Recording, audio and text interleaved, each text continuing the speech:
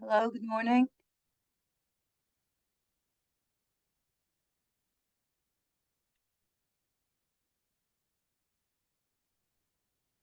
Good morning. We're going to start the conference in a couple of minutes. Yes. Give me 1 second. I'm trying to hook up. Okay, can you speak? Yeah. Can you hear? Yeah, no, I'm just trying to connect the earpiece to this computer, and it doesn't work.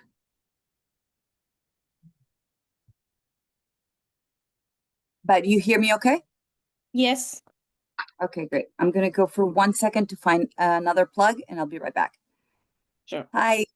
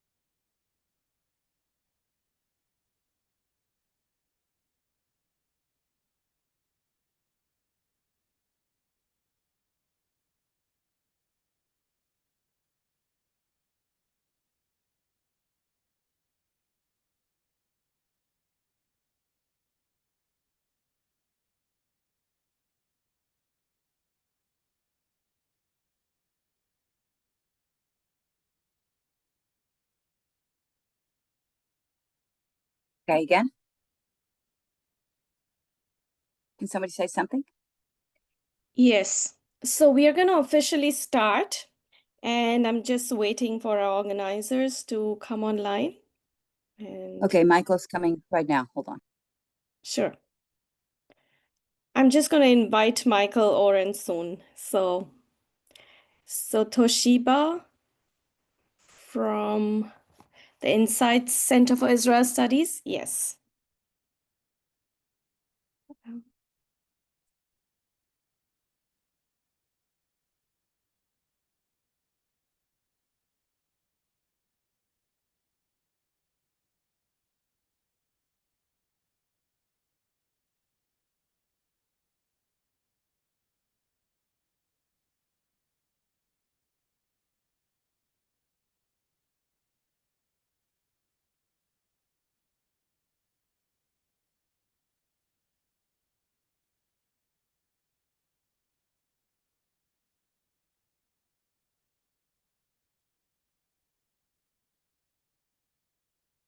Okay, Toshiba. So we start the conference today, and over to you.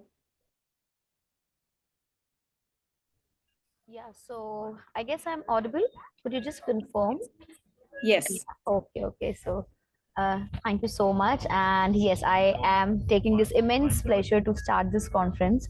And we at Insight. So, first of all, I would like to, just give myself a bit short introduction about myself. So, and any inconvenience, please excuse me because I'm on the roll, I'm traveling. So, maybe it could be some, if the voice is not clear, please do give me a heads up.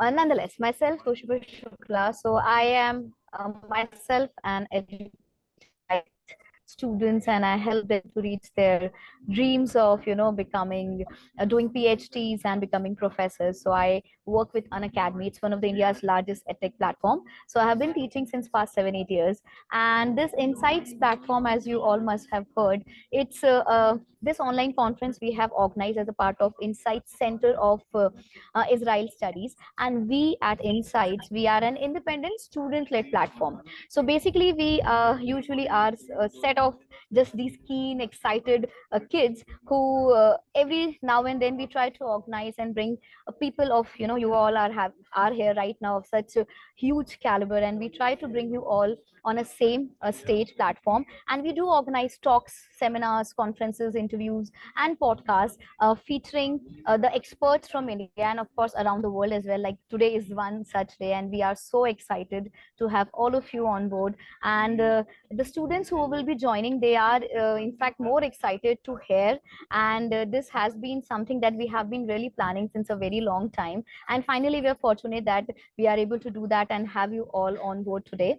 So just I'll just tell you what exactly Insight is. So we are a student-led academic society, and we are right now trying to grow our presence and make a presence feel across India as well as in the world as well.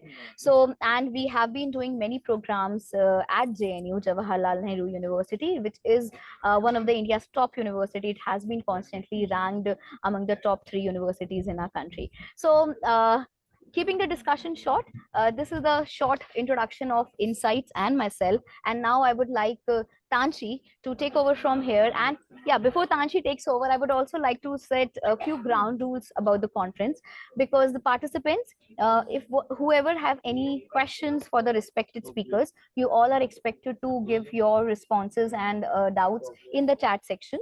And I would also request all of you to please be on mute unless we ask you or you really want to ask a question, and we let you speak here. So basic rules, if we'll follow, the conference will be, I'm sure, a great experience for all of us. So thank you so much. Tanshi, please, can you just take over and introduce Shali first? Yes. Thank you, Toshiba. It's my heartfelt pleasure to welcome Ms. Lass as the co-chair of the conference. She is a German tracing her roots to India. Hates abound on various identity markers, with people standing on either sides of broken bridges. We have people like Ms. Lass who are fixing the fractured crossings by exploring the various facets of faith and fostering a public understanding of Jewish culture. Delving into the light of faith, she writes, speaks, and conducts training sessions on its 2 layers and aspects. To this end, she actively columns in the Times of Israel, holds podcasts, Israel Talks with Pashali, and is an active contributor to the Jerusalem Post. She connects global communities to Israel and works on projects that show the truth of Israel, the reality on ground.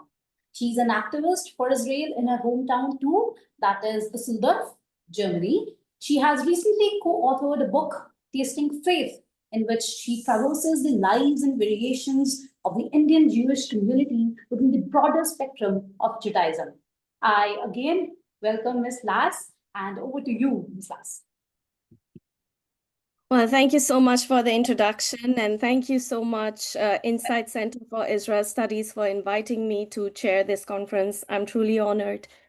And I'm really honored to introduce you someone very special to officially open this conference, and that is Ambassador Michael Oren. Ambassador Oren is a historian, diplomat, and former Israeli ambassador to the United States between 2009 and 2013. He's a best-selling author on several books on Middle Eastern history and a frequent commentator on Israeli-American relations. So, welcome, Ambassador Oren. I would like you to officially open this conference. Thank you so much for being here. Thank you, Dr. Lass. I'm delighted to open the conference, delighted to be with all of you. Greetings, shalom. I'm going to give several broad observations about Israel, our foreign policy, our defense policy, our relationship with the United States, and our relationship with India, all in about 15 minutes. So we're going to move very, very quickly, so bear with me. Israel, now in its 77th year of independence, very, very similar to that of India. We came into existence almost at the same time as independent countries. Since then, Israel has been in a de facto or active state of war with at least several of its neighboring countries, sometimes great numbers of its neighboring countries. And we can look back over the course of this conflict and make some very general observations. One is an observation made by our first prime minister, our founding father, David Ben-Gurion, that Israel was facing what it called the periphery versus the center. So for many years of our, certainly up to 1967 and beyond, maybe even to 1979, Israel was at war with the central countries, literally along our borders with Syria, Jordan, and Egypt, and Lebanon. In 1979, Israel made peace with Egypt. Soon to be followed in 1994, peace with Jordan. But almost at the same time, there was a revolution in Iran in 1979. And Iran had been a friendly country. And Turkey had been a friendly country. So slowly, we've got peace with the countries that were in our center. And today we can actually think about possibility of peace with Syria, peace with Lebanon, but our relationship with Iran and our relationship with Turkey remain very, very strained indeed. With Iran, it's a state of war.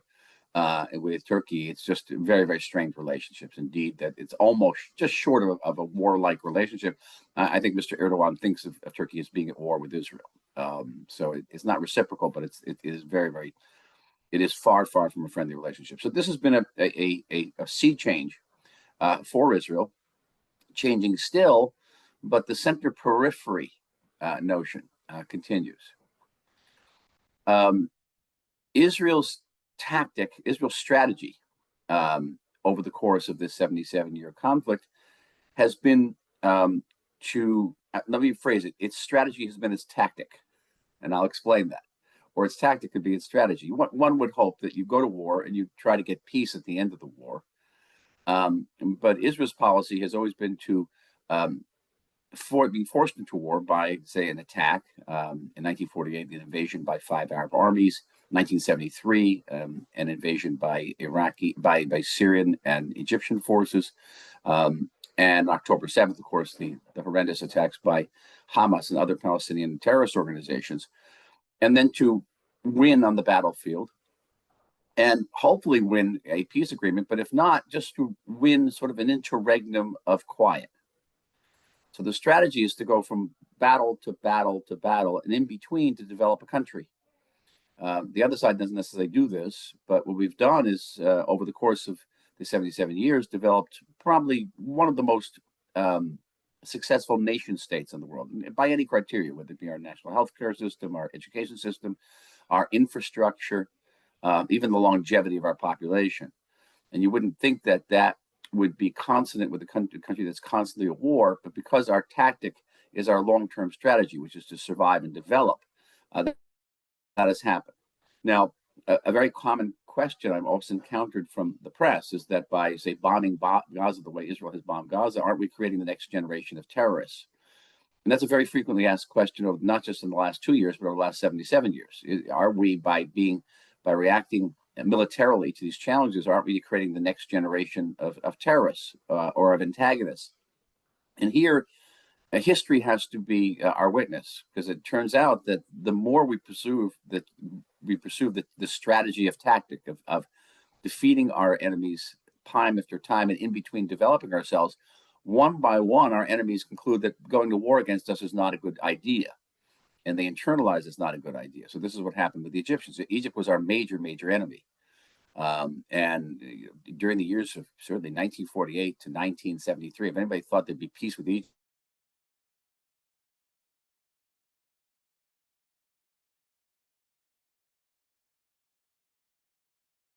We lost you. and pardon me? We had lost you temporarily.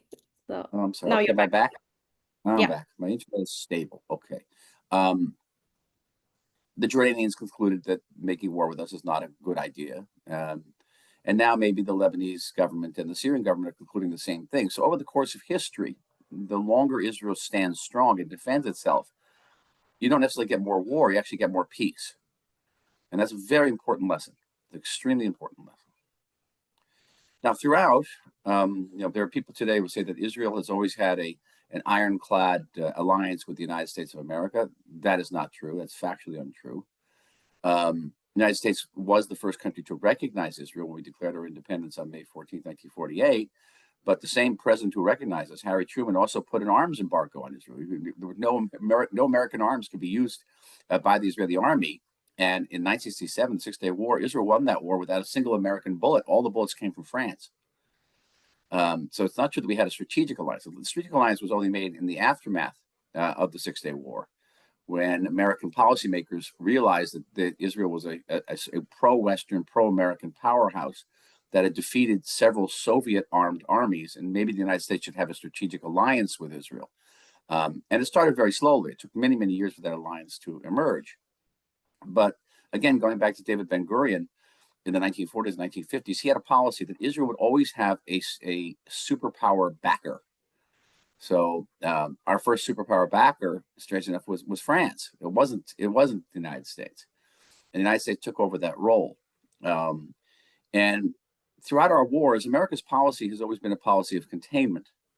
The United States has stopped, listen to this, has stopped every single Israeli war and every single Israeli operation since 1956, since the Second Arab-Israeli War and the Suez Crisis. I know I've somehow sometimes received the message from the White House, you've got to stop your war tonight at 6 o'clock. And it's literally like that. Because the United States doesn't want wars that spin out of control. America doesn't want to get dragged into a Middle Eastern conflict.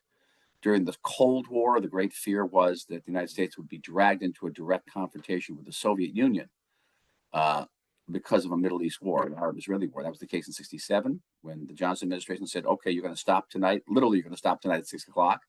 And 1973 war, the United States, you're going to stop after 3 weeks because there was great fear that the localized war would become a regional war, and the regional war would then blossom into an international war. And we've seen this play out in the last 2 years. The Biden administration was always telling Israel to stop, always. And the great fear, they didn't hide it, was the United States was going to get involved in a regional conflagration in the Middle East. And even now, today, this morning, what is the Trump administration telling Israel? Trump administration is telling Israel that it has to stop. Trump doesn't want the war to go on. He wants, maybe he wants a Nobel Prize. I think he doesn't disguise the fact that he wants a Nobel.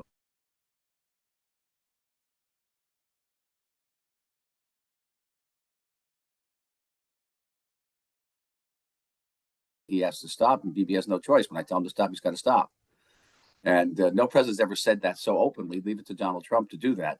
But that's the case. We are not, we're an independent country, but heavily dependent on the United States. And this war brings us to whether all of these trends in Israel's security outlook, whether they're changing. And I think they're changing very radically. I would even go so far as to say that this war promises to be more transformative than even the 1967 war. Transformative, let's focus on the foreign policy, not domestic. It's going to change Israeli society in very radical ways. But first of all, is the realization that Israel cannot be completely dependent on any one power. So what happened during the war, certainly during the first year of the war, the Biden administration kept on threatening to cut off arms supplies. Sometimes it did delay the supply of crucial armaments, and Israel internalized that this is not a good idea, that we cannot be dependent in that way.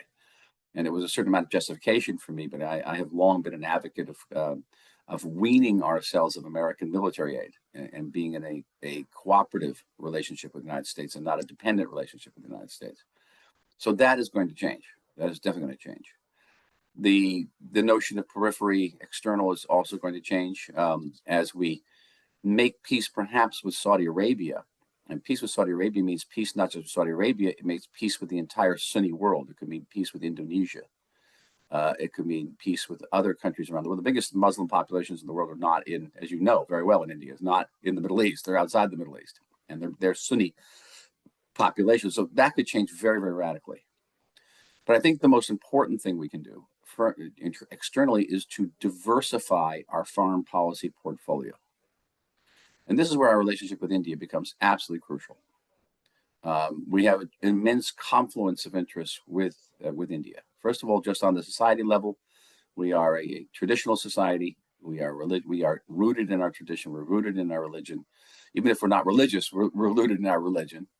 And we are a family-oriented society, highly. And we have, in the West, we have the only positive birth rate in the entire West. It's amazing. So we are a family country. Israeli family couples get married and they have kids.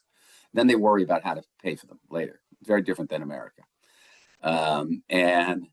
or any place in Europe. And we also see that the Europeans haven't exactly supported us during this war. And though they face very, very similar threats, I don't know what the future of Europe is going to be. And frankly, the Europeans don't know what the future of the Europeans is going to be. We always want to be on the side of a democratic country Israel and India have this long tradition of democracy, and democracy in the face of adversity, which is a very important confluence of interest that we have. But what you also have, and I think maybe in the future, this may be the core criterion for our strategic relations, which countries are willing to fight for themselves. Listen to this. You ask yourself, during this war, roughly 400,000 Israelis picked up a gun and went out to fight. Okay. I was one of them. And even at my advanced age. And these are people who went out to fight with, knowing that they may not come home, or they may come home irreparably damaged. 400,000 Israelis proportionally is the equivalent of about 21 million Americans, which is about 5 million Americans more than fought in all of World War II. So you ask yourself, okay, what countries in the world is that going to happen? Is it going to happen in Belgium? Is someone going to go out and pick up a gun and fight for Belgium? Is someone going to fight for France? Is someone going to fight for Spain? India is willing to fight for itself. And that, I think, is a crucial connection that we have in the future. What countries are willing to stand up? What countries think, I want to say it in the most prosaic way, what countries do people think this is worth dying for? And as we face very, very similar challenges from Islamic extremism, we face challenges on the regional and international sphere. We have to diversify our portfolio and work to strengthen for even more. That we have very strong relations with India. I did a state visit to India; it was extraordinary. We have to develop a true alliance between India and Israel. Let me stop there. Any questions you may have? Yes, well, yeah, I'm sure we have a question, but I'm really thankful to you, Ambassador Oren, for pointing out these things and giving us insights, and also mentioning how important this relationship is between India and Israel. And as somebody who lives in Europe, comes from Europe, I can only say that we don't know what the future is, and it's certainly leaving Israel in the lurch. So we need to look to a democracy with so many commonalities. So if we have any questions from the organizers' side, have you picked out a question, and then you may ask? I don't see. They're going to come on my screen, Shelley? Yes. No, somebody's going to. Tanshi, are you ready with the question? Mm-hmm. Okay, can you please unmute yourself?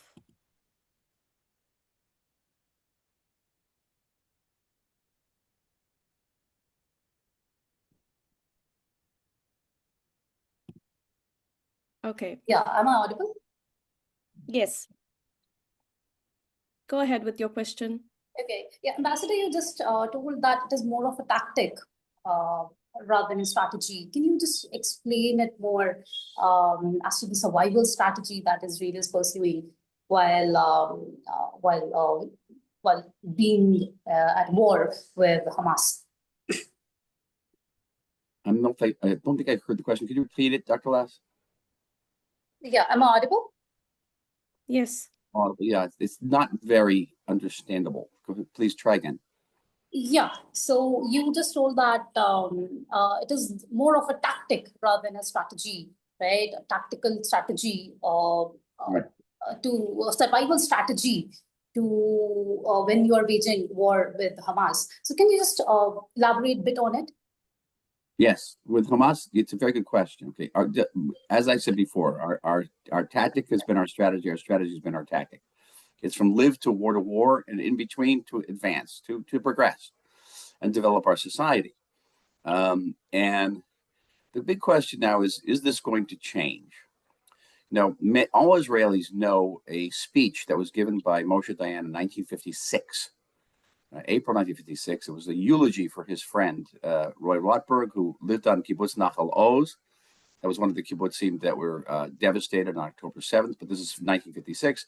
And Roy Rothberg was killed by Palestinian terrorists. And Dayan gave a famous eulogy that says, if you think we're going to have peace with these people tomorrow, we're not, that we're always going to have a gun in one hand and a plow in the other. And the question is, are we still going to have a plow in one hand and a gun in the other with Gaza? Now with Gaza, I think things are fundamentally going to change. They are. I don't think Gaza is going to pose a threat to us anymore. I think that depending on how Donald Trump negotiates in the next 2 or 3 days, whether the Gaza will be demilitarized, and to what extent will Hamas be able to remain in Gaza. That's what Hamas wants. It wants to remain in Gaza. I don't know if Donald Trump's going to let them. We'll see. The big long question is there going to be a fundamental change in our relationship with the Palestinians? And here I'm less hopeful, less sanguine, because issues there are very, very complex. I think that there are many ways of moving forward in what we call Judea and Samaria, the West Bank, but the two-state solution is not a good solution. Not a good solution for many, many reasons. I could spend an hour talking about it. I've been involved in the peace process now for well over 30 years. And the fundamental problem is that between the Israeli and Palestinians, it's not a matter of territory, it's not a matter of religion, it's a matter of identity. And for the Palestinians especially, their identity is almost entirely involved in taken up with being a victim. And you end the conflict. You end your identity. By the way, I've had discussions with Palestinians where they actually tell me this, and it's very difficult. But there are ways we can move forward with federated solutions, with the solutions based on the Swiss cantonment model. I'm very much in favor of that. Two-state solution is very, very difficult. I have not seen any evidence, over the last, not just in my lifetime, but over the last, say, 120 years, that the Palestinians are actually capable of sustaining a nation state. And there are many thousands of peoples in the world. Few of them are capable of sustaining a nation state. Mm-hmm. But I do see this moment, having said all that, as an opportunity to change the relationship, that it may not be just always a relationship of antagonism, of adversity, and that we can move it to somewhere else. But that's going to require tremendous leadership, vision, creativity, and strength on the part of many leaders. And I think here again, India can play a very. I'd love to see India mediating these conflicts. I really would. Yeah, well, thank you so much for your great insight. And I mean, as you said, we can continue the conversation for so long. But thank you so much. Yeah. Thank you for your deep insights. We are really privileged to have you here. Have a wonderful conference. Enjoy yourself, please, and come visit us. And I want to come back to you. I loved India, and I'd come back. A wonderful country. We need to organize this in person soon. Soon, please do. Please we do. All right, have a wonderful conference, everybody. All right, be well. Thank you. Bye-bye. Shalom. Yeah. Okay, so I am privileged to introduce our next speaker, and please welcome Ariel Kalner, who is a member of the Knesset, the Israeli parliament of the Likud party, and he is known for his active role on national security and parliamentary initiatives. In 2013, MK Kalner established the Hazon Leumi Center for Zionist Leadership, which set itself the goal of shaping the leadership of the next generation in a Jewish nationalist, Zionist national spirit. So please welcome Ariel Kalner. Thank you so much that you're here. Thank you. Thank you very much. It's a great, hello everyone, and it's a great honor for me to be here with you at this important event under the title India-Israel Dialogue. I would like to talk about the importance of national and cultural heritage values in our time. And I would like to start with a historical anecdote. Today, as you probably know, Tel Aviv is a thriving metropolis, large and modern. Yet, a merely century ago, Tel Aviv was in its infancy, taking its first steps on the road to its development. A notable anecdote recounts Winston Churchill's visit to Tel Aviv in March 1921. At that time, Churchill served as the British colonial secretary, and Mayor Dizengoff was the mayor of Tel Aviv. In an attempt to impress Churchill, Mr. Dizengoff borrowed mature trees from the surrounding areas and replanted them along Rothschild Boulevard in the heart of Tel Aviv. Unfortunately, during the visit, an unexpected strong gust of wind sent these trees crashing to the ground. Churchill, who immediately understood the situation, turned to Tel Aviv's mayor and remarked, "Mr. Dizengoff, without roots, nothing will flourish here." And so, my friends, ladies and gentlemen, when we talk about the importance of national and cultural heritage values, roots is the key word. And I see a similarity between our two nations in the rich heritage we both possess and in our deep roots, which are vital to overcoming the challenges we face.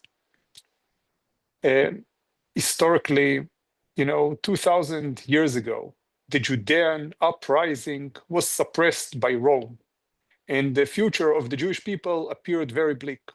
Yet here, I stand before you today, 2,000 years after this national tragedy, as an official representative of the modern state of Israel. The Jewish people achieved the unimaginable. We returned from the far corners of the globe to our ancestral homeland. We live in the same land, speak the same language, and worship the same God, just as we did 2 millennia ago. Our survival as a nation without a homeland or a state centered on our unwavering connection to our roots.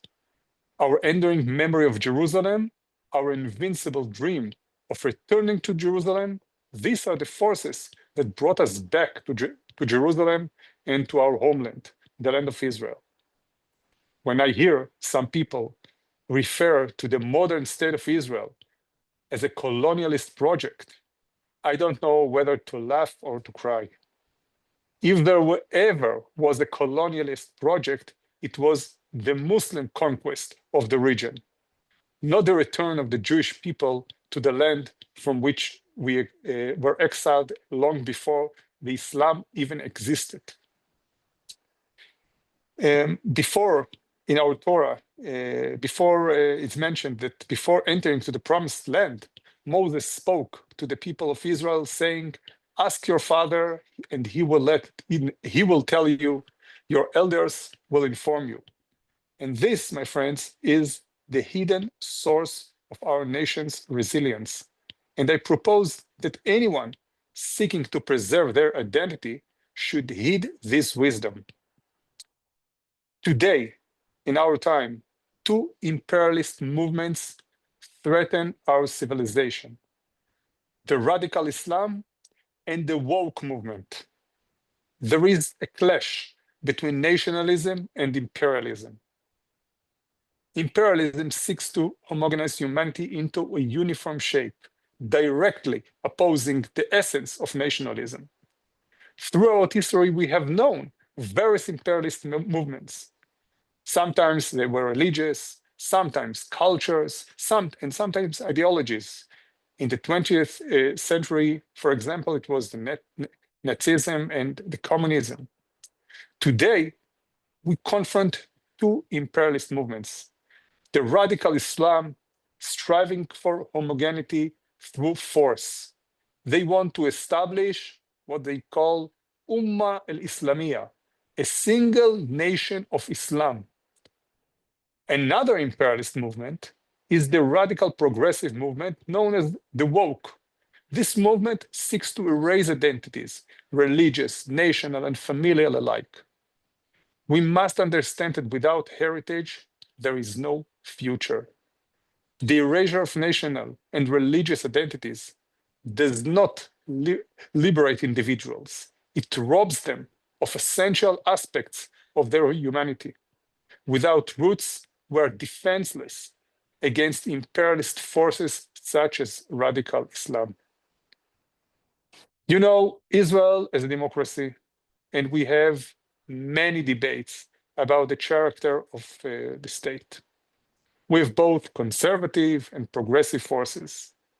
But when war forced upon us after the horrific massacre of October 7th, 2023, when we found ourselves fighting on 7 fronts, our heroic soldiers and citizens drew their strength from their national identity, from our ancient heritage, and from our deep roots. Churchill's wisdom still resonates. Without roots, nothing will flourish here. The state of Israel today stands at the front line of the global struggle against Islamist imperialism. And unfortunately, many in the Western world have abandoned us, and through futile pressures attempt to prevent us from defeating our enemies, the enemies of humanity. These pressures are not only immoral, they also signal weakness to radical Islamic imperialism. This weakness invites the radicals to carry out the same sadistic atrocities that were committed in Israel all over the world. And for the Islamic radicals, there is no room for any identity other than Islam. We must understand it. However, the state of Israel has achieved tremendous successes in the war against our enemies on 7 fronts, especially against the head of the snake, Iran. We will finish defeating our enemies in Gaza. We will ensure that Hamas will no longer exist and will no longer threaten our citizens. I hope they will accept President Trump's initiative, but if not, we will finish defeating them. And in the end, the whole world will thank us for that. Regarding the tension between nationalism and imperialism that I mentioned before, I would like to propose a different model, one that I believe fits the Indian culture and its heritage. The model I want to suggest is respect and dialogue. My Jewish nationality respects other nationalities. My Jewish faith does not seek to impose its principles on others. And in this, I find a similarity with the Indian heritage, which has never had imperial ambitions. I believe that humanity's future lies in its intricate tapestry, woven from both similarities and differences. Our distinctions define our identities, while our commonalities unite us as human beings. The tension between these distinctions and our shared values forms the foundation of our dialogue. Tomorrow evening, the Jewish people will begin celebrating Sukkot, a holiday lasting 7 days. And at its heart, this holiday honors all national identities. Over 2,000 years ago, in the temple in Jerusalem, sacrifices were offered on behalf of the 70 nations of the world. Our shared democratic values also connect us deeply. Abraham Lincoln defined democracy as government of the people, by the people, and for the people. Undeniably, democracy serves as the most potent expression of a people's spirit. Therefore, imperialist movements have always stood in opposition to democracy. Their goal to mold humanity into a uniform model contradicts the unique expression of each nation. So, in conclusion, there is so much in common between our two nations and our two states, India and Israel. We have many areas in which to cooperate and to promote mutual prosperity. The preservation of national values is of crucial importance to each nation, and it is also a message of hope to the whole humanity. Thank you very much for inviting me, and I'm wishing you success in this conference, in all other activities. And if you have any questions, I'm here. I will be happy to answer. Thank you so much, MK Kalnar. That was great. Thank you for sharing your perspective. Okay, so Tanshi, go ahead and ask a audience question, please.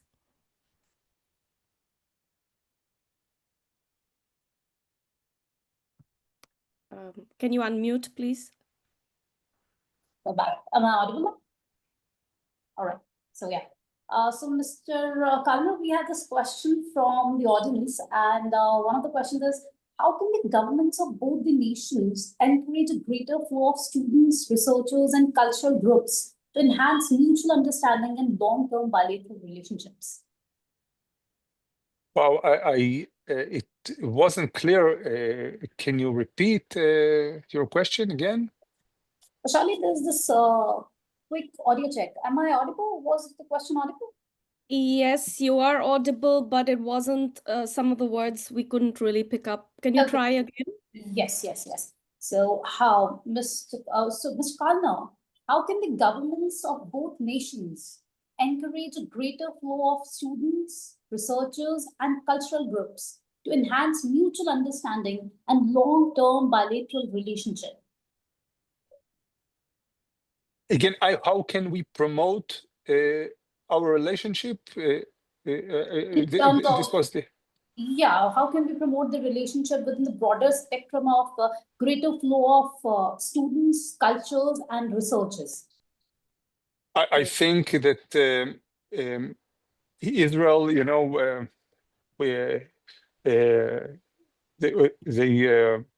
they called us in the past startup nation. This was the name of Israel. And I know that India's prosperity and India moved forward a lot because of the high tech and because so I think that I worked before being a member of Knesset. I worked in Philips Medical Systems, the European company, and we had a lot of cooperation with Indians. There was also a Philips site in Bangalore.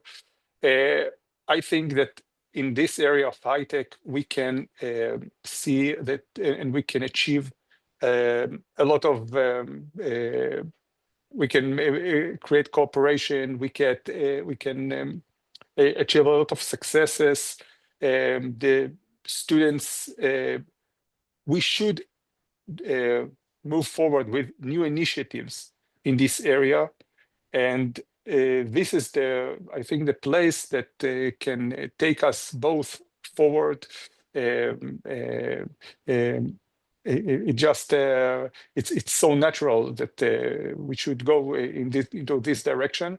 The other direction is the security, of course, and I know that there is the cooperation in this area. So we just should go forward with it. Thank you, Mr. Palmer. So I think, Pashali, we don't have any more questions. Okay. Oh, yeah. So thank you, Mr. Kalner, for sharing your insight. So, yeah, so let's move ahead. So Thank you very much. next up. Yeah, thank you, sir. So, yes. So now moving ahead, it is my pleasure to welcome Dr. Einat Wilf to this webinar. So Dr. Wilf is a prominent Israeli thinker, former Knesset member, and an acclaimed author known for her insightful analysis on Israel, Zionism, and geopolitics. During her tenure in the Israeli parliament, she chaired the Education Committee and contributed to defense and foreign affairs discussions. With an academic background from Harvard, Cambridge, along with experience as an intelligence officer and strategic consultant, Dr. Wilf brings a wealth of knowledge to every conversation. Her 7 books, including the influential the war of return, and her articulate international engagements have solidified her reputation as a thoughtful leader in Israel's complex political discourse. Dr. Wilf has been a huge inspiration for many learners and the whole Insight team in hosting this dialogue. So, without wasting much time, I welcome Dr. Einath Wilf to share her insights. Thank you so much. It's a real pleasure to be with you. Thank you for hosting me. I very much share Dr. Oren's vision that a strong relationship between Israel and India is the path of the future. And in my own way, I try to contribute to it in every potential conversation and dialogue. So I thought I will briefly introduce the twin ideas of Zionism and what I've come to call Palestinianism, and hopefully leave some time for questions. So Zionism, and you've heard a bit kind of the background here, is quite simply the political movement for self-determination, liberation of the Jewish people in their ancestral homeland. Every piece of this definition is important. It is a political movement. It is about self-determination. It is about liberation of a people. It is important to understand in this context that the Jewish people sometimes defy categories. I have a colleague who says, you know, people ask, what are the Jewish people? Are you a religion, a faith, an ethnicity?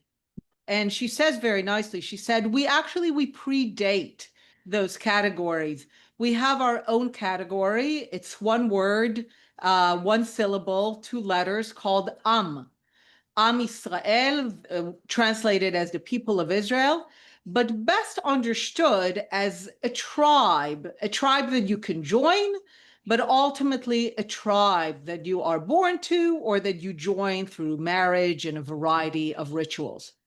So we are Am Israel, we are the people of Israel, and Zionism is the movement for our liberation in our ancestral homeland.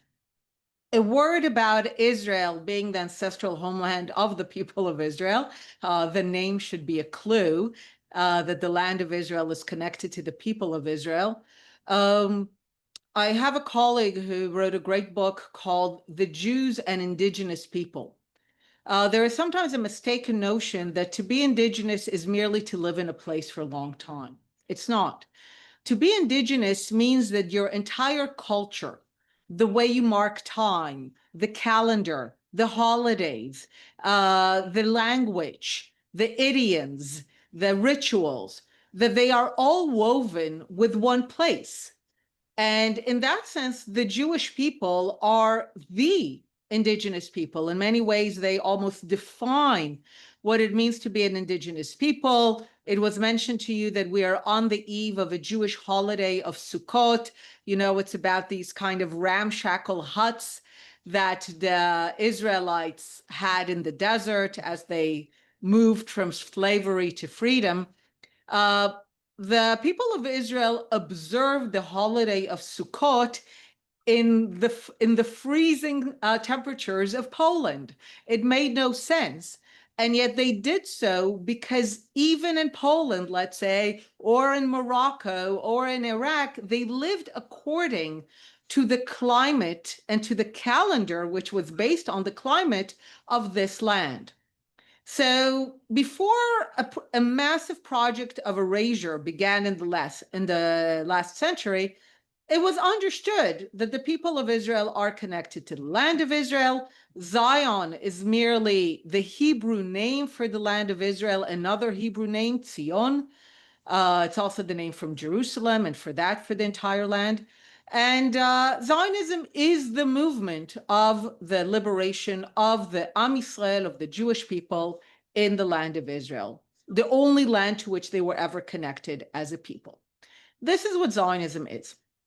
Now, it's important to know that Zionism is also a movement that challenges some very deeply held views both in Islam and in Christianity, and Christianity includes the Eastern Orthodox kind of Russia as well as the West.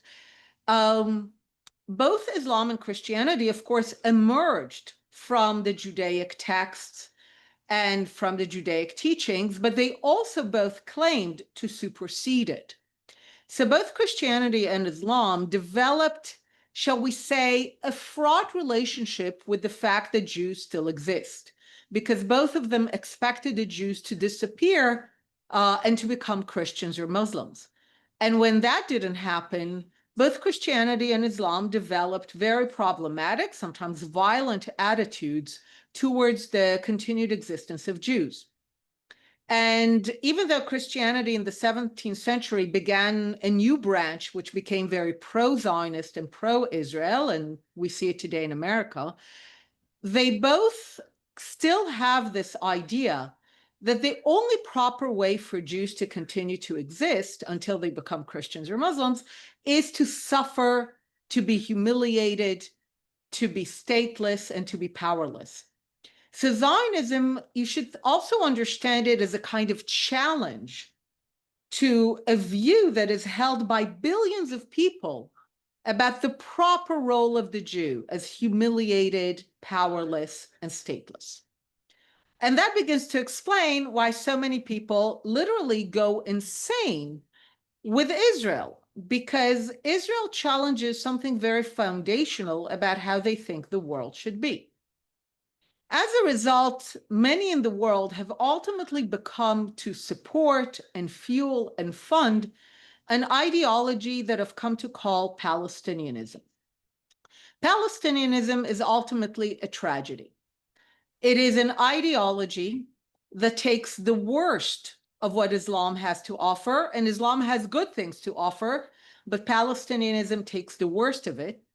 It takes the worst of the Eastern Orthodox Church and the Western ideology about the proper role of the Jews and combines it into a toxic ideology of destruction that doesn't seek to build, but to destroy.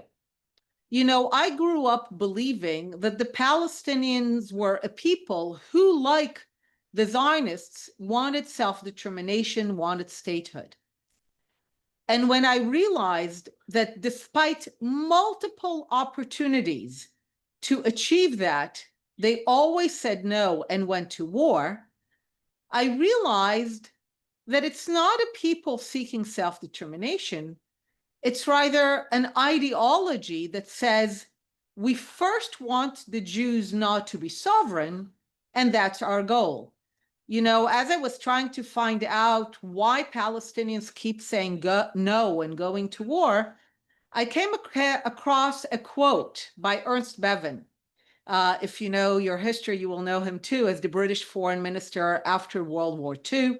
He was certainly no friend to the Jewish people. He was no friend to Zionism. But in February of 1947, he needs to explain to the people of Britain why Britain failed. Because Britain failed. Britain was entrusted by the League of Nations unanimously with a trust to help the Jews achieve sovereignty. And Britain failed, and I would say even betrayed the Jews. So he needs to explain the British failure.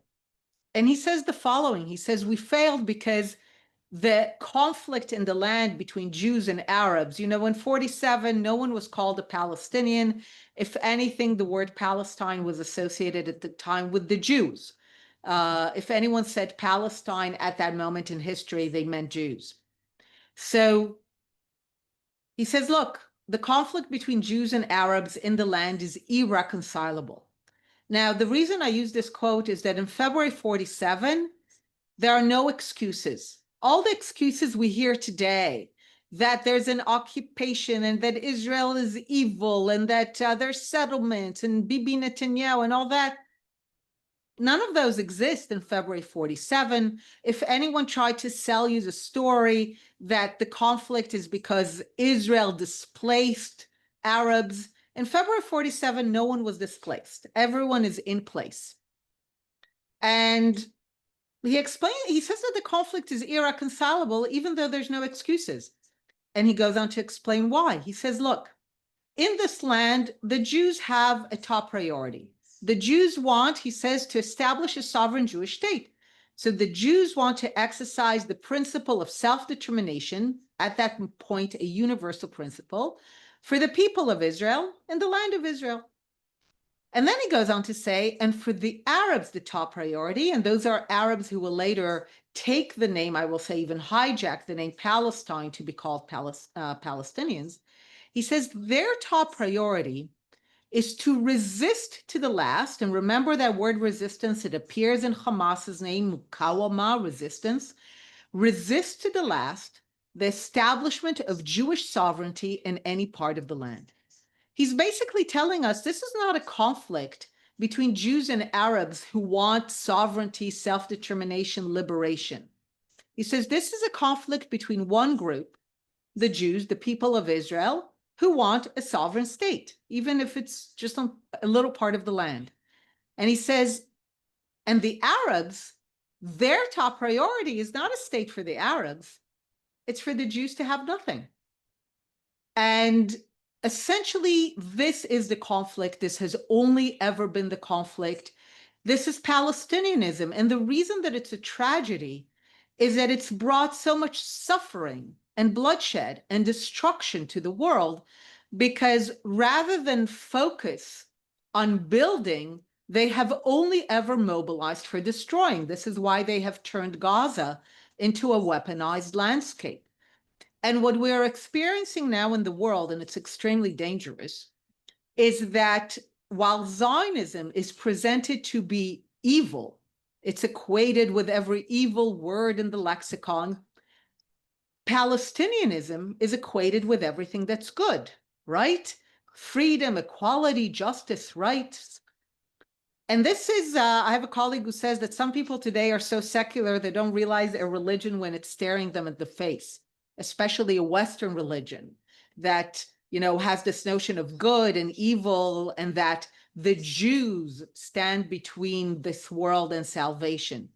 And what we're seeing today in the globalization of Palestinianism is the globalization of the idea that the world would be a better place if we only got rid of the collective Jew, right now manifested in its sovereign state. And this is a very dangerous mindset. You know, for people to do the worst possible things, they actually need to believe that they are doing the best possible things. And this has always been the most dangerous idea, the idea that you can reach utopia, that you can reach a better world by ridding the world of the collective Jew. And that's kind of the global madness that we're seeing today. And the tragedy of Palestinianism is at its core. So let those be my introductory remarks on Zionism and Palestinianism, and I'm more than happy to address any questions. Well, thank you so much, Dr. Wilf, for this insight. And I love the way you really introduced the concept of Palestinianism, which really exists for no Jews to be there. So I just wish more and more people really understood the reality of things.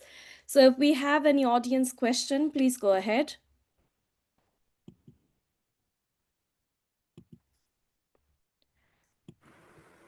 I want to ask a question.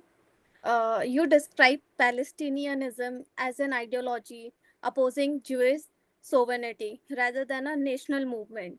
How does this perspective inform Israel's diplomacy, and what lessons might India's dehyphenated policy draw from it? So I would say tragically and unfortunately not enough.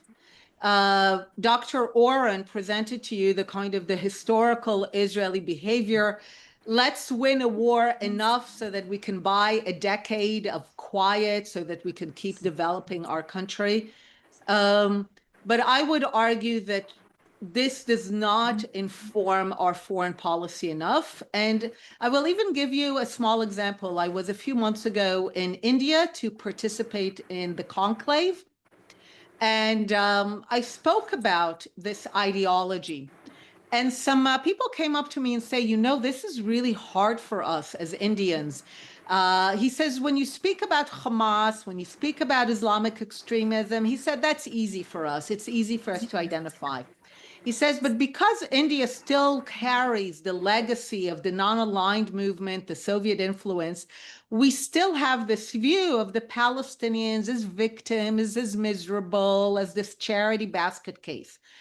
And it's very difficult for us, he said, when you talk about them and you talk about their ideology. And he's right. He's right that it's really difficult. But my argument within Israel is that we refuse to address this difficulty head on. Of course, it's easier to say that Hamas is the enemy. Everyone knows Hamas is bad.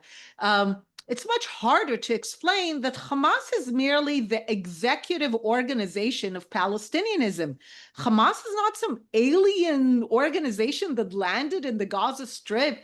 If you were to hold elections in the West Bank tomorrow, Hamas will win by a landslide. They're not some alien organization. They reflect deeply the Palestinian identity and ethos that is devoted to the destruction of the Jewish state.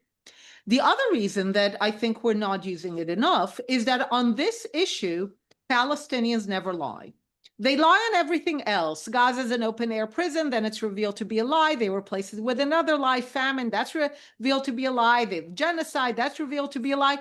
They lie all the time on things that make Israel sound evil, because they know there's a market for that in the world. But they do not lie about the fact that their entire identity is woven with the non-existence of a Jewish sovereign state. And you only need to ask two questions that make it very clear. So, for example, Palestinians will often say, we support two states. Some of them still say that. And everyone's like, wow, that's great. We can have peace, because everyone assumes that one of the two states is Israel, is the Jewish state. Turns out that when you ask Palestinians, what about, they have this notion, in India, it's easy to explain. They have this notion that the millions of descendants of the Arabs who fled to the Arab side during partition, they have the notion that the millions of descendants are still refugees into the fifth generation, and that they possess a right that is greater than the sovereign right of Israel to settle inside Israel, not in Palestine, not in the West Bank and Gaza, in Israel. So when they say two states, but then you ask them, what about this refugeehood, right of return? They're like, oh, that's holy, that's non-negotiable, that's sacred. Well, if those two things exist together, it means that the only two states they've ever imagined is an Arab state free of Jews in the West Bank and Gaza, and another Arab state to replace Israel, because the numbers of the descendants are such that it would make Israel an Arab majority, Jewish minority country. And in case everyone thinks this could work, everywhere in the Arab world where Jews were a minority, they were thrown out. So just in case everyone thinks this is a successful model. The only country, of course, that protects minorities in the Middle East is Israel. So the answer is, unfortunately, this is not enough. My argument is that this should be front and center in Israeli policy and diplomacy, because even if it's harder, it's the truth. And our best allies are the Palestinians, because in this, they never lie.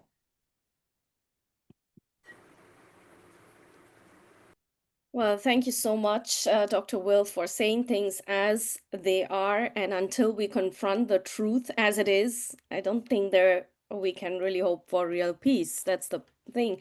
And I often wonder also, you talked about the two states, both being Arab states. Where are the Jews who live in Israel supposed to go?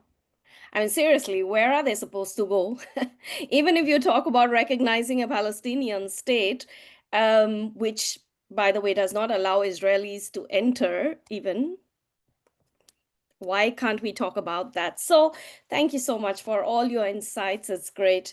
So thank you, as always. You're such an inspiration. Thank you. Certainly. Okay, so who do we have next? I think, okay.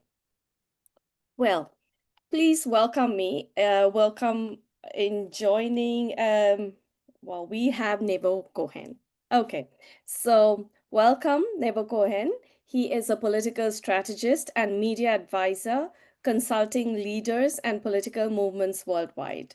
So, if you, Mr. Cohen, can just have your video on, that would be great. I think it's on. Yes, okay. Let me just put you on spotlight. All right. Thank you so much for joining. It's my pleasure participating on your forum. For the next few minutes, we're going to dive into the rabbit hole, which is Israel's politics. So try to be concentrated. I'm going to delve into the complexity of our nation's politics. So the country has been divided in most part of the last decade, and mostly in the last 6 years, not around a specific agenda or ideology, as people might think, but more about a personality or the identification of the Prime Minister of Israel, Mr. Benjamin Netanyahu, who is well known by his nickname Bibi. So the country is being divided not by Bibi's agenda, surprisingly so, but more about his character and his staying in office for already more than 16 years. Around 80% of Bibi's supporters don't really care at the end of the day about his agenda or even his actual steps and acts. They will support him either way. On the contrary, more than 80% of Netanyahu's rivals, they don't care about his agenda either or his actual political steps.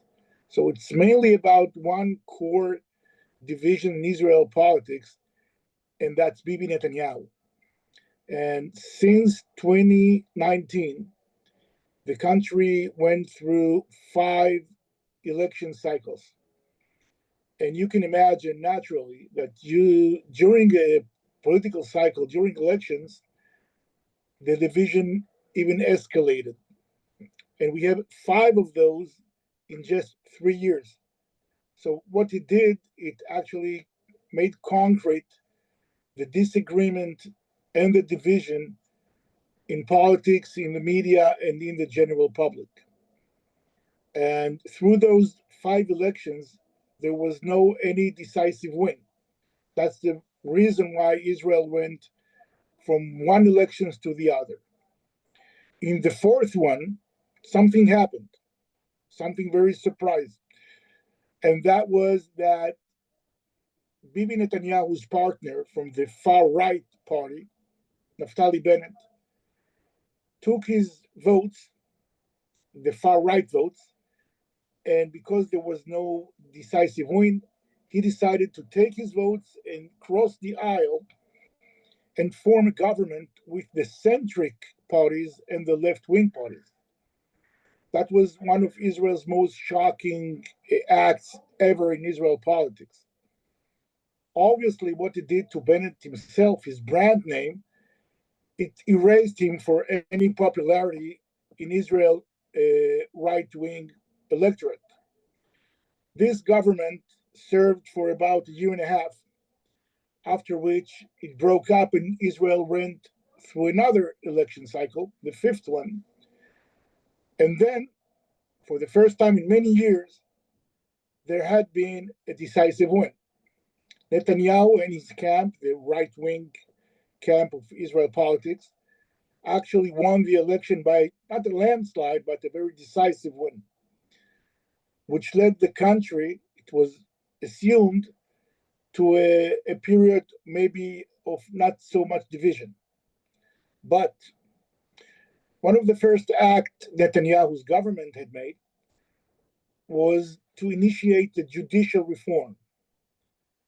And by this act, Israel got into a turmoil which the country had never gone into. It wasn't just a political turmoil, it was a public and a media and judiciary and even security forces as well, storming the streets of Israel for almost a year. No bloodshed, thank God, but a dispute that tore the party apart for nearly a year. The massacre of October 7th, 2 years ago, put an end, or we hoped it put an end to this division. The entire country got together in a united unity to fight the real enemies of Israel, attacking us not just from Gaza, but from Lebanon as well, from Iran and other places. So it seemed after the October 7th massacre that this huge division, some may say it's a fallen division, is coming to an end. But unfortunately, after a few months' time, Israel got back politically almost to the same position it was prior the massacre of September 7th.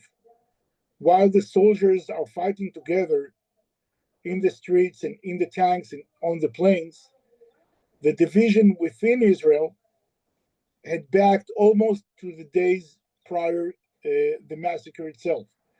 Now, politically, what happened is that in the weeks after the massacre, it looked like Netanyahu's political career has ended. He had no chance of getting back to the same numbers and figures he had prior to the massacre. Everyone was sure, both in politics, the public, and of course the Israeli media, everyone was sure that he cannot bounce back and gain the same popularity as he had through the years. But as time continued, what happened is that Netanyahu's figures almost got back to the same figures he had prior to the massacre. Not the same, but very close. And the opposition numbers, who were vast and huge in the days and weeks after the massacre, gradually during the time, we're talking about 2 years now after the massacre, reduced from month to month almost to the same numbers the opposition had prior to the massacre. Now, one last and interesting thing that had happened is the same politician who won the fourth election, if you remember, the guy taking the votes from the right, forming a government with the center and left, former Prime Minister Naftali Bennett, who 3 years ago had seemed that his political career had been over with. During the war, because he was not part of government and he was not even part of any Israeli politics, he was just a concerned citizen, he got his popularity vote as high as possible.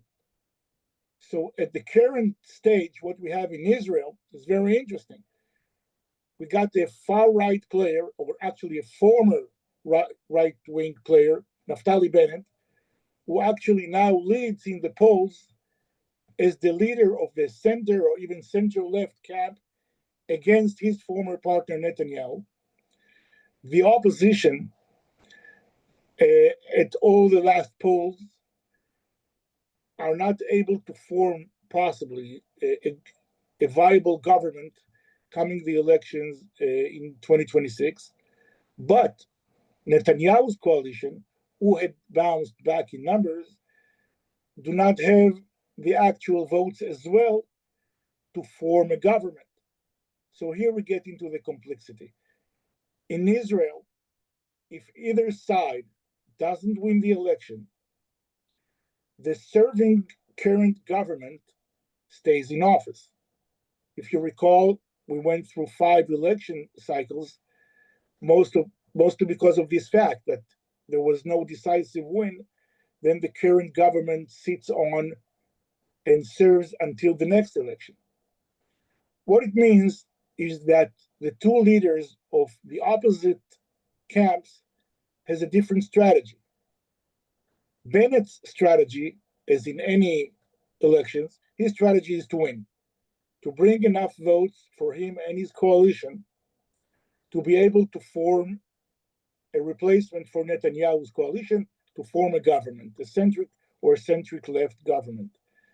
Netanyahu's strategy is a bit different, because according to the numbers, the current numbers, he doesn't stand a chance of winning the elections, but it looks like he may not lose the elections. And that's the thing, that's the interesting thing in Israel. So as long as Bennett won't be able to form a government, that means that Netanyahu didn't win, but he didn't lose as well, which will put him still in office with his current coalition for a duration until the next election will be going on. And that can be a cycle after a cycle that can take years. So the strategy of these two actors is going to be something to follow in the year 2026, which formally Israel will have elections by next November, but practically we're talking about elections probably, if not in the next 5 months, then close to that. So that was my briefing, and I hope you dove with me into this complexity of Israel politics, and I open for a few short questions. Thank you so much, Mr. Cohen. If I may ask, because our next two speakers really need to leave very soon, can you just hang on for some time? Then we can ask you properly the questions a bit later after our two speakers. Try, and thank you for the opportunity. Okay, because we don't want to rush anything. So thank you. If you can just hang on for some time. Thank you very much. Okay, so let me see now. We have. All right, so I am very excited to introduce someone very special now, a member of Knesset, Orit Farkash Hakohen. She's a lawyer by profession, holds a law degree from the Hebrew University of Jerusalem, and completed her internship at the Supreme Court of Israel. She also holds a master's degree in the from Harvard University in the United States. MK Farkash Hakohen has held a variety of senior economic positions in the public service. She served as a minister in 2 governments. Today, MK Farkash Hakohen serves as Deputy Speaker of the Knesset, a member of the Finance Committee, and a chair of the AI Committee, Artificial Intelligence Committee. So we are truly honored to have you here. Thank you so much. Thank you very much. Do you hear me? Yes. Great.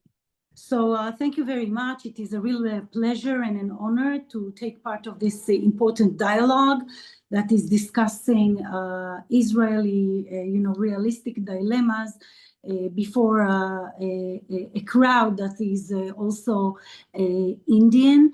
And I would like to divest a little bit from everything that was said about Israeli politics, about October 7th, about the defamation of Israel, about anti-Semitism, and about all these negative, challenging reality that Israel has to face in face of terror and a 7th front war.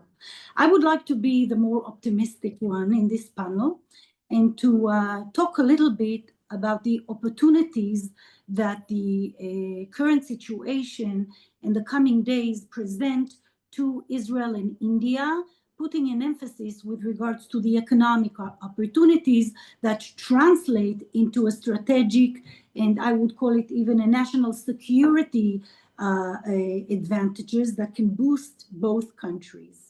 So I want to share with you, I mean, I'm sure you're aware of what is happening, but I want to share with you a little bit about what is the state of mind now in these hours ever since Friday in Israel. As you all know, the Israeli public is holding its breath, waiting for good news to a breakthrough with a very vicious and vile a murderous organization called Hamas. Hopefully with a breakthrough, with the pressure of the President of the United States, aligned, which is unprecedented, with so many Arab countries which support the deal that says enough is enough.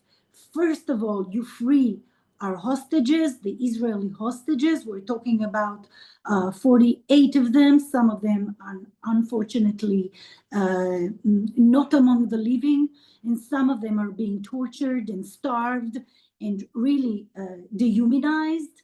And after bringing back the hostages to the hands of Israel, then we start creating a new future for Gaza, a future that holds a better future for the people of Gaza. And in any case, it will not involve a rule of terror.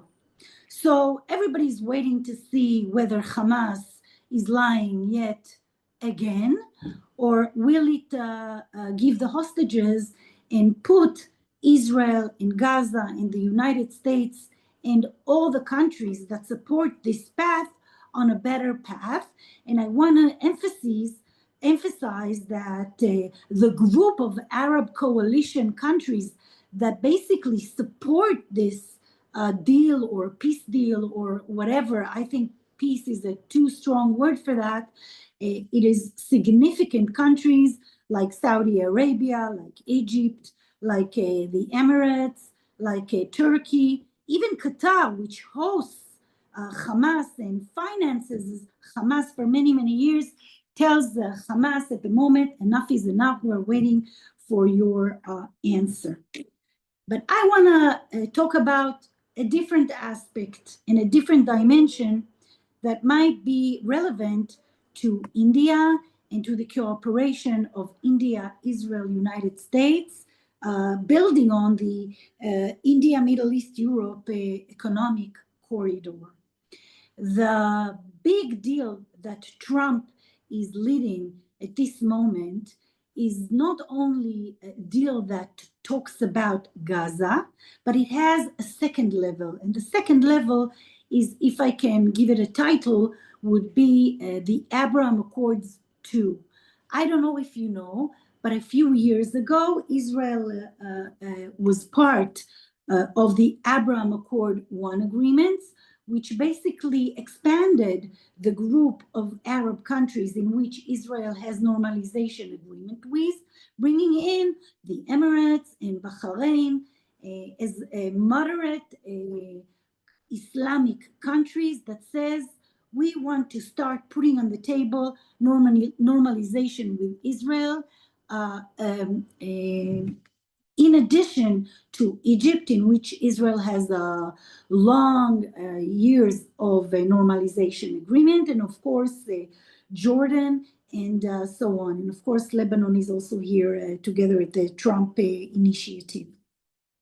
Now, when we're talking about the second Abraham Accord, we're talking about significant boost to the idea of creating a normal Middle East, because we're talking about countries like, Saudi Arabia and other countries which are really have huge economic scope and hold huge opportunities to the region, but also to India, as I would soon elaborate on that.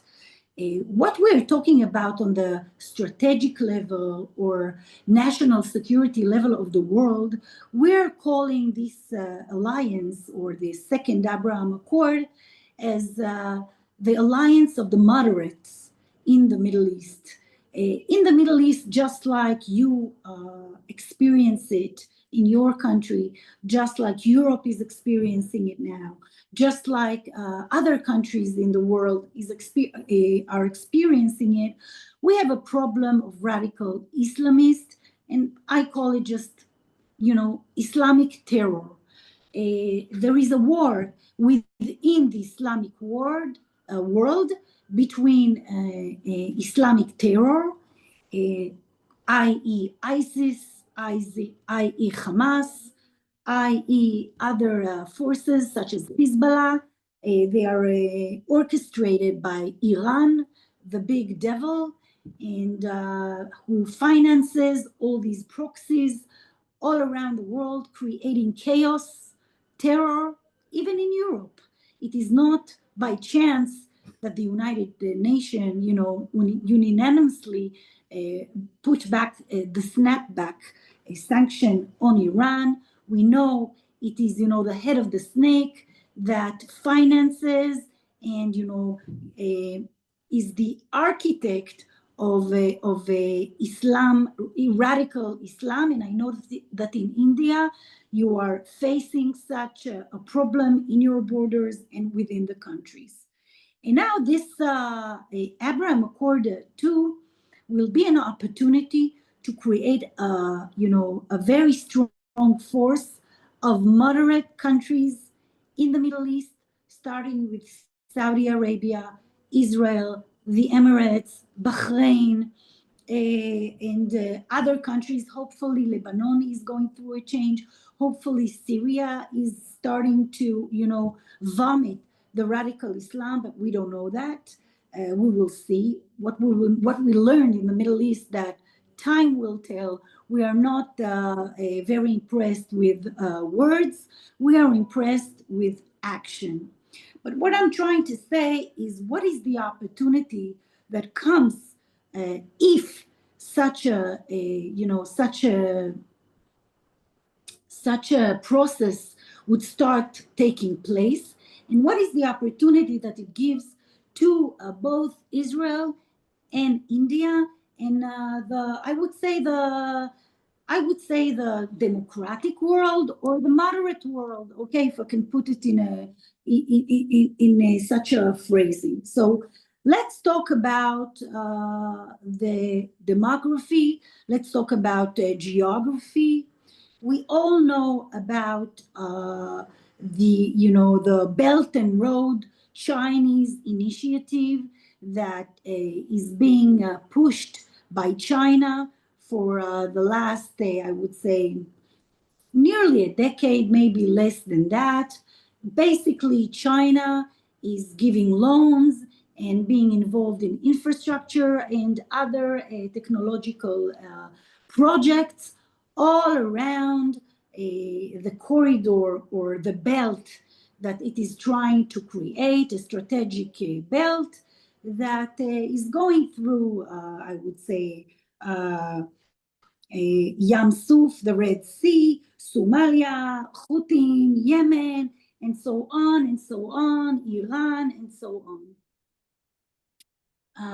When we're talking about the Abraham Accord 2, and when we're talking about the reality after October 7th, there are a few lessons learned by the world, by America, by the AI revolution, that puts a focus on why the Indian, Middle East, Europe economic corridor is a much, much worthwhile alternative when we're talking about today rather than before October 7th. And of course, if the Abraham Accords second phase will take place. And I will try to elaborate. When we're talking about India-Israel's relationship today, then we see a lot of, cooperation points. As of today, Israel is a very strong supplier of defense technology to India. India has a lot of, and this cooperation is, I would say, bubbling and is in a very good place. Israel is supporting the modernization of Indians' defense, whether it has to do with drones, with missiles, with surveillance, with cyber technology, with protecting India assets before its enemies. And this industry is quite, prosperous and I would say vibrant. But when we're talking, in my point of view, when it comes to energy, when it comes to AI, when it comes to agriculture, when it comes to all these other areas, I think that there's a lot to do. And I think that building on the India, Middle East, Europe, I will call it in short, the Indian corridor, I think that after October 7th and after the Ukraine-Russia war, there is much more rationale and incentives to all the parties to push forward this cooperation that will boost both India and Israel. Now, India is, from what I learned, the biggest growing economy. The rate of, I would say, growth of the Indian economy is amazing. It's, I think, over 7% per year. These are amazing rates of growth, exceeding Israel's economy, which is also considered extraordinary in the fact that it keeps growing every year, you know, putting aside the years of the Gaza war. Now, when we're talking about energy, you know, India has a growing renewable energy industry, while Israel has the human capital for, I would call it climate tech or high tech that has to do with solar energy. And I want to share with you, I don't know if it was said, but before I became a politician, I was a serious person. I was the head of the Israeli Regulatory Electricity Authority. I was the regulator of the Israeli energy market, introducing, among others, the solar energy into the market. And what I want to tell you is that the Israeli case is a very special case. It's a special case of a renewable market, that the renewable market is almost 95% consisted of only solar energy. And that made Israel a pioneer in a lot of solar technology initiative and a bubbling industry in that sense, what it has to do with agrotech, which is agriculture and the solar panels, you know, the double usage of land, both to agriculture, but also to solar. And it also presents we are facing a lot of challenges when you have only one type of solar energy, of renewable energy, that is consisted of solar energy, then your energy market needs to be very technological. So this is something that we can collaborate with India. Secondly, when we're talking about AI, you know, again, India has the manufacturing abilities of a growing empire, and Israel has the know-how. Let's talk about what's happening in the world. The world after the AI revolution has become geopolitic. There is the American group with its allies about the infrastructure of the AI revolution, when we're talking about the chips, when we're talking about who is controlling the infrastructure of AIs, the computing power, the chips, and so on. And while India can be, you know, like a powerhouse of building these infrastructure of AI, Israel is known and is strong in segments that has to do with how you plan the chips, how you develop the chips, and so on.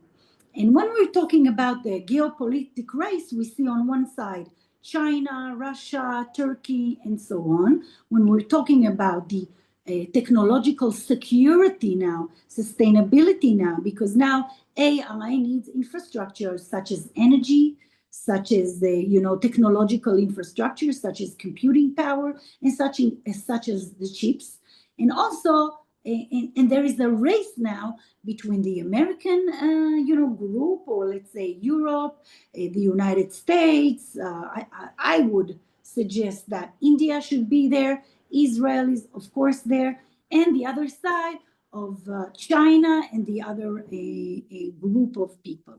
Now, if I can put a light and to start to wrap up why I think that after October 7th, when we're talking about the Indian Economic Corridor, it makes so much sense and it can boost both economies.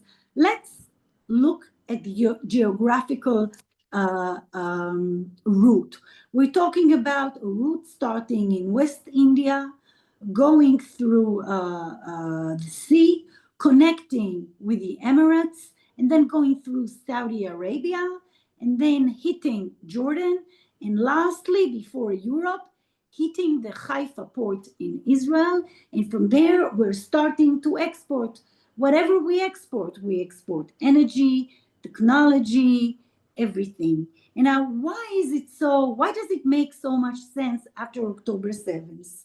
First of all, I think that since October 7th, we see how come the Belt and Road, the Silk Road corridor is more expensive. It has a lot of, downsides. The Houthis are blocking the sea. There are all these pirates through Somalia. It is much more expensive.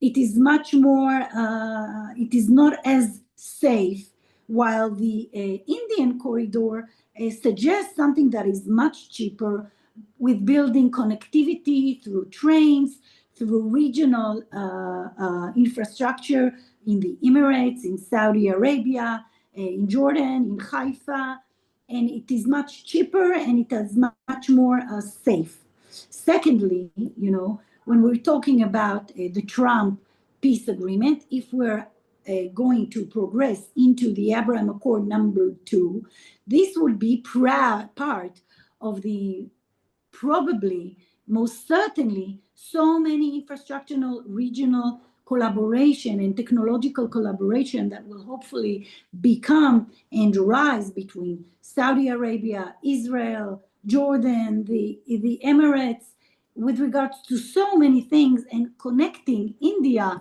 into this package is only a benefit for that. And of course, I have to be frank, it would enhance the American axis and its allies in that way. Secondly, it will also enhance Europe, that now struggles with its vulnerability in the issues that has to do with energy, because it has this vulnerability because of its dependence on Russian gas. And I think that if I can talk specifically about Israel and India, I think that the upside of India is the scope of India, the amazing rate in which the Indian economy is growing faster and faster. You have the scope. Israel is bringing in the manufacturing ability. Israel is bringing a lot of the know-how. And I think that if we're talking, for example, about AI, both India and Israel are, of course, not, like America or like China, but the collaboration or an alliances that might take place between India and Israel can create a very, very strong player that complements each other, one with the know-how, one with the infrastructure or the manufacturing abilities, and the potential. And I hope I'm clear, and I'm trying to be a more optimistic one. And I hope that we can grow. They say that every crisis entails a huge opportunity. And I hope and I pray that, of course, first of all, that we would see our hostages, the boys and the living and the not living, back in Israel, and that Israel can get out and the whole region from such a horrific time. But I want to think even one step more, and I wanted to tell you and to share with you my vision, and of course the Indian corridor vision, and why, if this peace deal, I'm calling it a peace deal, but it's a pathway for going back to normal and to creating Abraham Accord 2 between Israel and Saudi Arabia, the alliances of the moderate forces in the world, why China must be, not China, sorry, India must be a pivotal player in that huge strategic process. Thank you. Thank you so much, MK Farkash Cohen. You've given us so many points to just think and process, and we'll need some time to process all this. But if I may allow one quick question from the audience, if one of the organizers could please ask the question. Hello, Paushali. Yeah, Prashant, go ahead. Okay. So, thanks, Orit. It was a very insightful discourse coming from your side. And I'm sure that's the reason even Dr. Will said that Purit will be just a great speaker for this conference. I have a question for you as I'm covering this issue from an Indian media side. The IMEC was envisioned as a counterbalance to China's Belt and Road Initiative. So Israel's innovation and connectivity can strengthen it, made it an essential part of IMEC vision. But following October 7, security considerations have understandably taken priority over economic diplomacy. How can you or the Israel reconcile its security imperatives with the need to re-engage economically with the wider Middle East? I mean, especially when India sees the corridor as a strategic future route. I'm not sure I heard clearly the question. The question is, how can Israel ensure the safety of the Indian corridor? How can Israel reconcile its security imperatives with the need to re-engage economically with the wider Middle East, especially when India sees the corridor as a strategic future route under the present government, Modi-led? I'm not sure I'm hearing you clearly, but how Israel mitigates its economic potential with its security challenging, I would say that we're like a haven in the desert. Israel, in a way, in its economic strength, is kind of a miracle because of our human know-how and because of who we are. And look at our data basically, and the rating, our credit ratings and so on. Once we go out and we wrap up the Gaza, the October 7th event, and you have to understand that Israel is winning. We have done things that are unbelievable and unthinkable.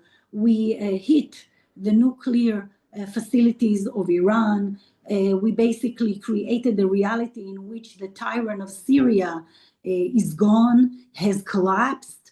We basically hit in the stomach and, crushed Hezbollah, which finally gives some oxygen to Lebanon, our neighbor.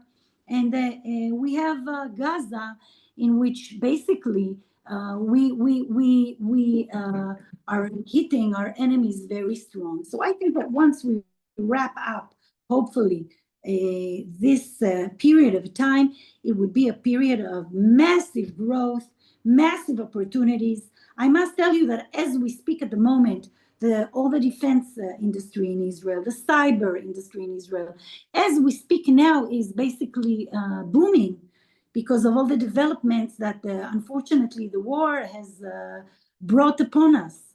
And I think that if we are doing or pushing forward the Indian corridor under the framework of the Abraham Accord 2, then I don't see any problem. On the contrary, it's a better, safer, cheaper route between countries that has normalization. So all the considerations on the incentives is to push it forward. Well, thank you so much, Orit, for your time and for giving us a lot of insights that only you could have given us. Thank you. Wish you a good day. Thank you. Thank you very much. Okay, so the next speaker, I'm privileged to introduce to you. I have had the chance to know her personally. and I know that she has a special love for India. So please welcome Fleur Hassan Nahum. Fleur is an Israeli politician and policymaker, currently serving as Israel's Special Envoy for Trade and Innovation. She trained as a barrister at King's College in London, then moved into nonprofit work and law, and has held roles including the Deputy Mayor of Jerusalem. So she's the former Deputy Mayor of Jerusalem.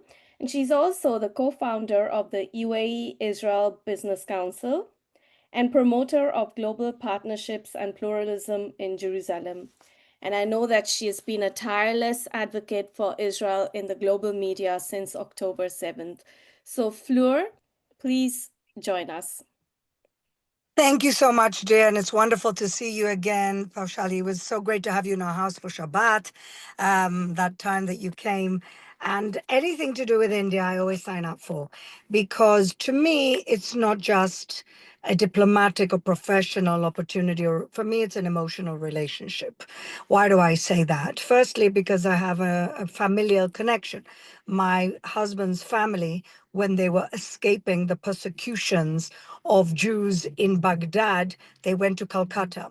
In Calcutta, over 150 years ago, they set up the first Western/Jewish bakery called Nahum's, which is still in Calcutta today, one of the most popular bakeries in the city. And what's beautiful about it is that it really represents the diversity of India.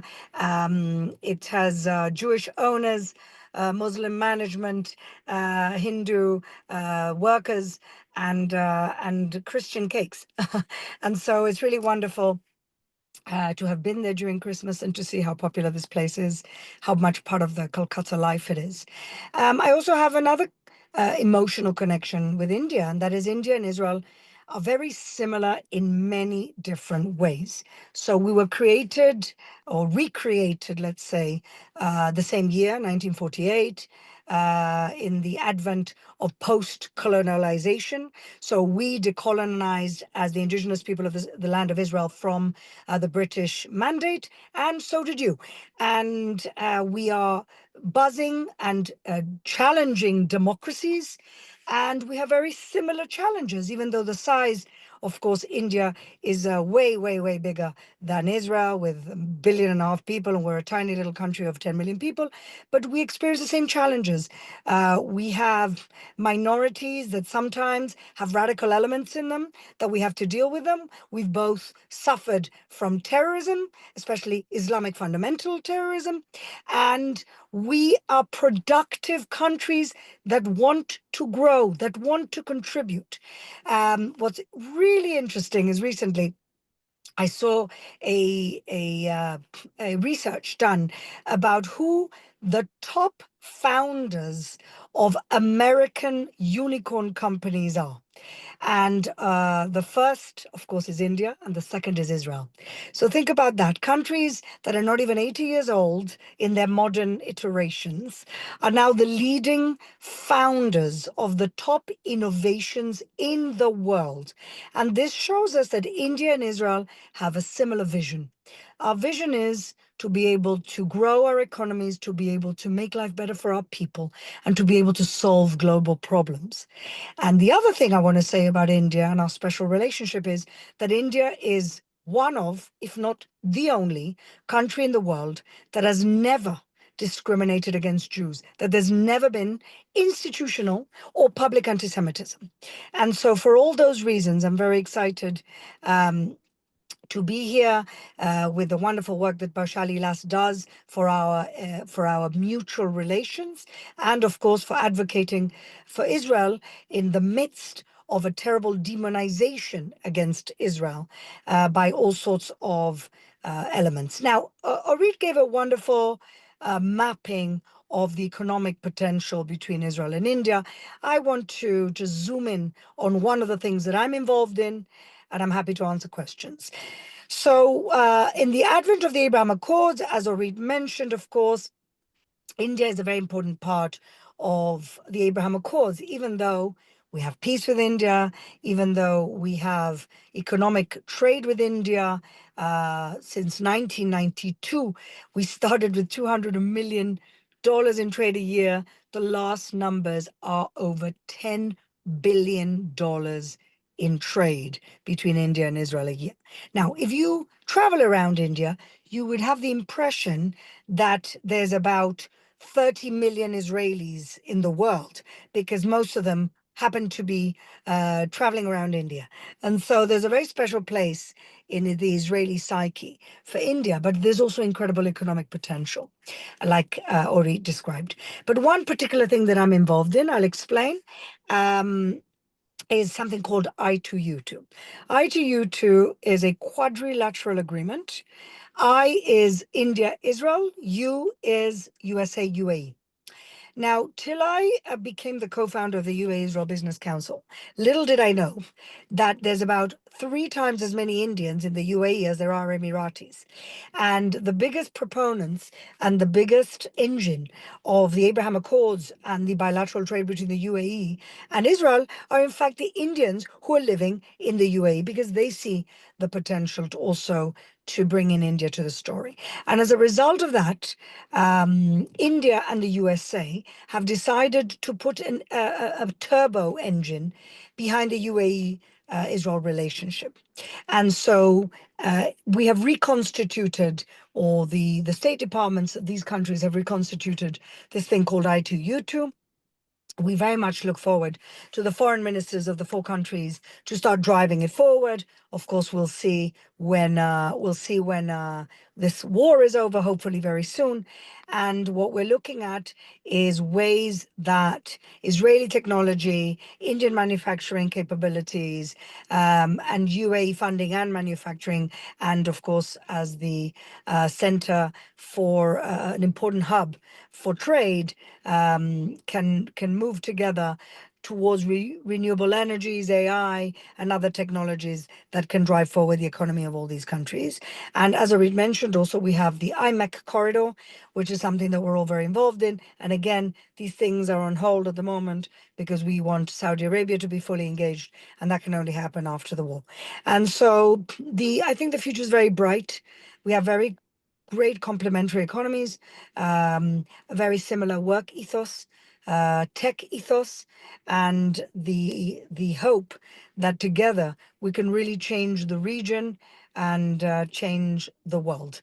I truly believe that together we have the resources, the ingenuity, the innovation, the technology to be the next superpower of the world for the Near East and the East, to band together and to be that superpower that the world needs.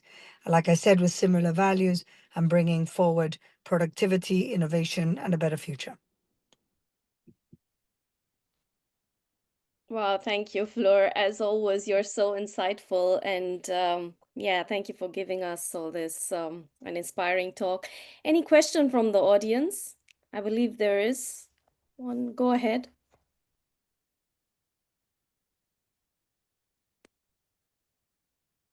Who's gonna ask the question?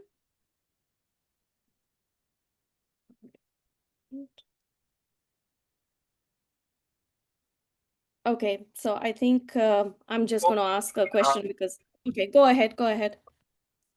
Okay. So, as she has told about the Indian diaspora living in Israel and the Jewish diaspora living in the West Bengal. So, India's diaspora plays a massive role in the Middle East. I mean, nearly 9 million Indians live across the Gulf, shaping labor and even soft diplomacy. Given the Israel's growing engagement with India and the Gulf, through the Abraham Accords and through the IMSC, how does Israel view the political and economic influence of this diaspora as a stabilizing connector, or at least as an unpredictable variable in the regional diplomacy? I think the India diaspora is, to the Indian people and India as a country, as meaningful, as important as the Jewish diaspora is to Israel. And I think that we see that in so many different ways, in different markets. I'll give you one small example. We had a few months ago Cyber Week in Jerusalem.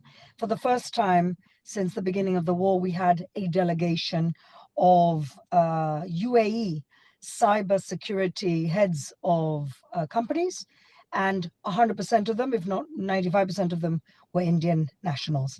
And they came, they knew that it was a time of war, but they very much wanted to be part of the cybersecurity community and look for economic opportunities. So that's one example. There's many examples, and America is definitely an example of where the Jewish and Indian diaspora actually are meaningfully advancing the American economy. And so again, we see this as a very natural partnership. We see our societies as similar. We champion diversity, we champion opportunity, and we champion innovation. And I think that the meaningful partnerships that can be created outside of India and Israel are as meaningful as what we can do as countries. I hope also that in the near future we can have a free trade agreement with India, and I look forward to that moment also. Well, thank you so much, Fleur, for joining us. Thank you for your time. I wish you a good day. Thank you, dear. Thank you. Okay, well, from very serious topics of one kind, we move to someone who I know personally well, and he's a fantastic speaker. He's an IDF reservist, so you'll get the IDF side of things as well. Please welcome Yair Jablanovitz. And Yair is, as I said, an IDF reservist, and he's also involved in advocating for Israel internationally, really, in Germany, in New Zealand, in Japan, and where else. And he has a unique insight into Judea Samaria, which the world knows as West Bank. And since October 7th, Yair has also been involved in getting hundreds of academic delegations from North America to Israel to see the reality of Israel. So welcome, Yair, and yeah, the screen is yours. Great to be here. Thank you, Pashali, and great to see familiar faces, and always a pleasure to be here with our friends from India. So I'm going to start from October 7th at 6:29 a.m. We all know that it started, and that's when our lives changed forever. At a little bit before 7 a.m., I was, as we know, it was the Jewish holiday of Simchat Torah. And as you can imagine, it's a day that's a little bit more relaxed, and some people go and pray and some people don't. And I was at around 7 a.m. I live near Jerusalem, and I have 4 children and a wife. And I was just getting up, and it was my turn to be in charge of the children that morning. And and I said, okay, great, this is going to be my day. And I come out and I make my coffee like I have here, and I sit down and I'm about to read a book. For some reason, surprisingly, my kids were behaving very well that morning. And I said to myself, okay, this is going to be a great day. And as I was about to sit down, I hear a knock on the door, and it's my neighbor, Michael. And that was already odd to me, who was knocking at 7 a.m. That's on a holiday. But I opened the door and I see his face, and I've never seen his face as it appeared. And he said to me something really bad happened down south. We obviously didn't know the scope of things, but he said, several killed in Sderot, the southern town near the Gaza Strip. And I said, whoa, are you serious? And he said, yes, you should turn on your phone. I think you were called. And sure enough, I turn on my phone and I see what's called Tzav Shmone, the red alert, that I have to go and join my unit. Now I'll explain. I was an IDF paratrooper, and I'll talk more about that shortly.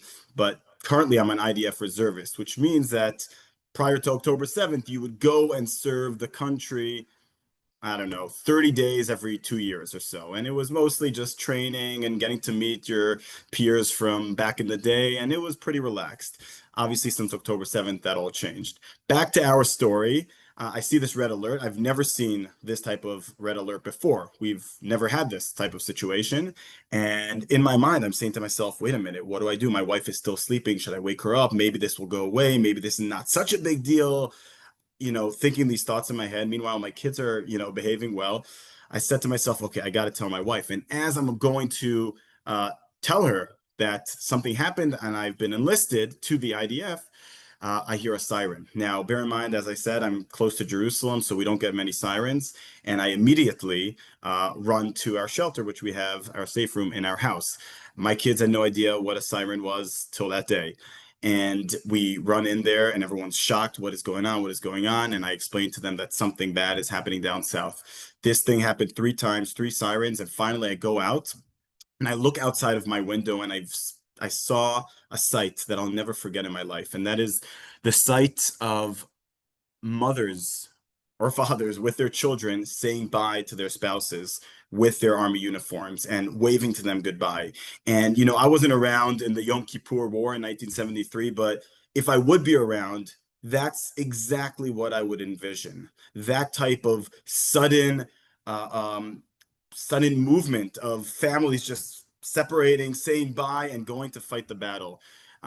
Before I had a chance to even think about myself and what I'm going to be doing, uh, my other neighbor, Eitan, who is with me in my unit, just came barging in and into my house and said, Yair, we got to go. I have my car ready. Let's go, get a bag. And I didn't even know how long we're going to be gone, where we're going, what's happening. I just took a bag for like 2-3 days and left. Needless to say, I ended up being there for 5 months consecutively, and then another adding up almost to 310 days till today, since October 7th. But to me, that was the moment of truth where we didn't think twice, or, you know, maybe we'll stay home, we're a little bit scared. No, every single person in my unit showed up, even those that were volunteers or were exempt for whatever reason, if they're over age 40 or they have over 6 kids, you know, there are some people like that who are exempt from going to their IDF reserves. They showed up as well. And to me, that was the greatest sentiment of the unity within Israel. And that is also the greatest thing that I see in terms of an IDF reservist. I will go back to 2009 when I was in the paratroopers, because this is very important. And this is something that we've been feeling a lot since October 7th. The dehumanization of the Jewish people, Israel, and the IDF. I was a paratrooper. I was enlisted in 2009. And the first year that I was drafted into the Israeli Defense Forces, I imagined in my head that my service would be nonstop action. We'd be running through fields with rifles, jumping out of planes, training with guns and explosives, and doing all the great things that you see in the movies, right? Obviously, some of that was true, and we did jump out of planes, but despite training being tough and brutal and everything that we had to do was not easy, a lot of it, to my surprise, you know, I was very surprised about this, was actually in the classroom. A lot of it was sitting and studying, learning about our history, learning about our moral codes, learning about why we're fighting, despite the fact that we don't want to fight, but we need to fight, and why we are here not only defending the Jewish people, but all civilians, no matter who they are, Muslims, Christians, Druze, Baha'i, everyone. To me, that was the most incredible thing. You know, in the army, we get this code of conduct. It's like this, it's like this small, as you can see here, it's this small little, you know, I don't even know what to call it, card that tells us what our moral values are, what we can do, how we can engage in fire, when we can engage, you know, honoring every human being for being a human being. These are the things that I learned as an IDF paratrooper, and anyone who joined me felt the same. We felt like we are doing the most moral thing possible. So many times when I get, and especially since October 7th, a lot of hatred from people who are oblivious to the situation here in Israel and in the IDF about the fact that we are in the wrong and that we are, you know, eager to just fight and to do all these dehuman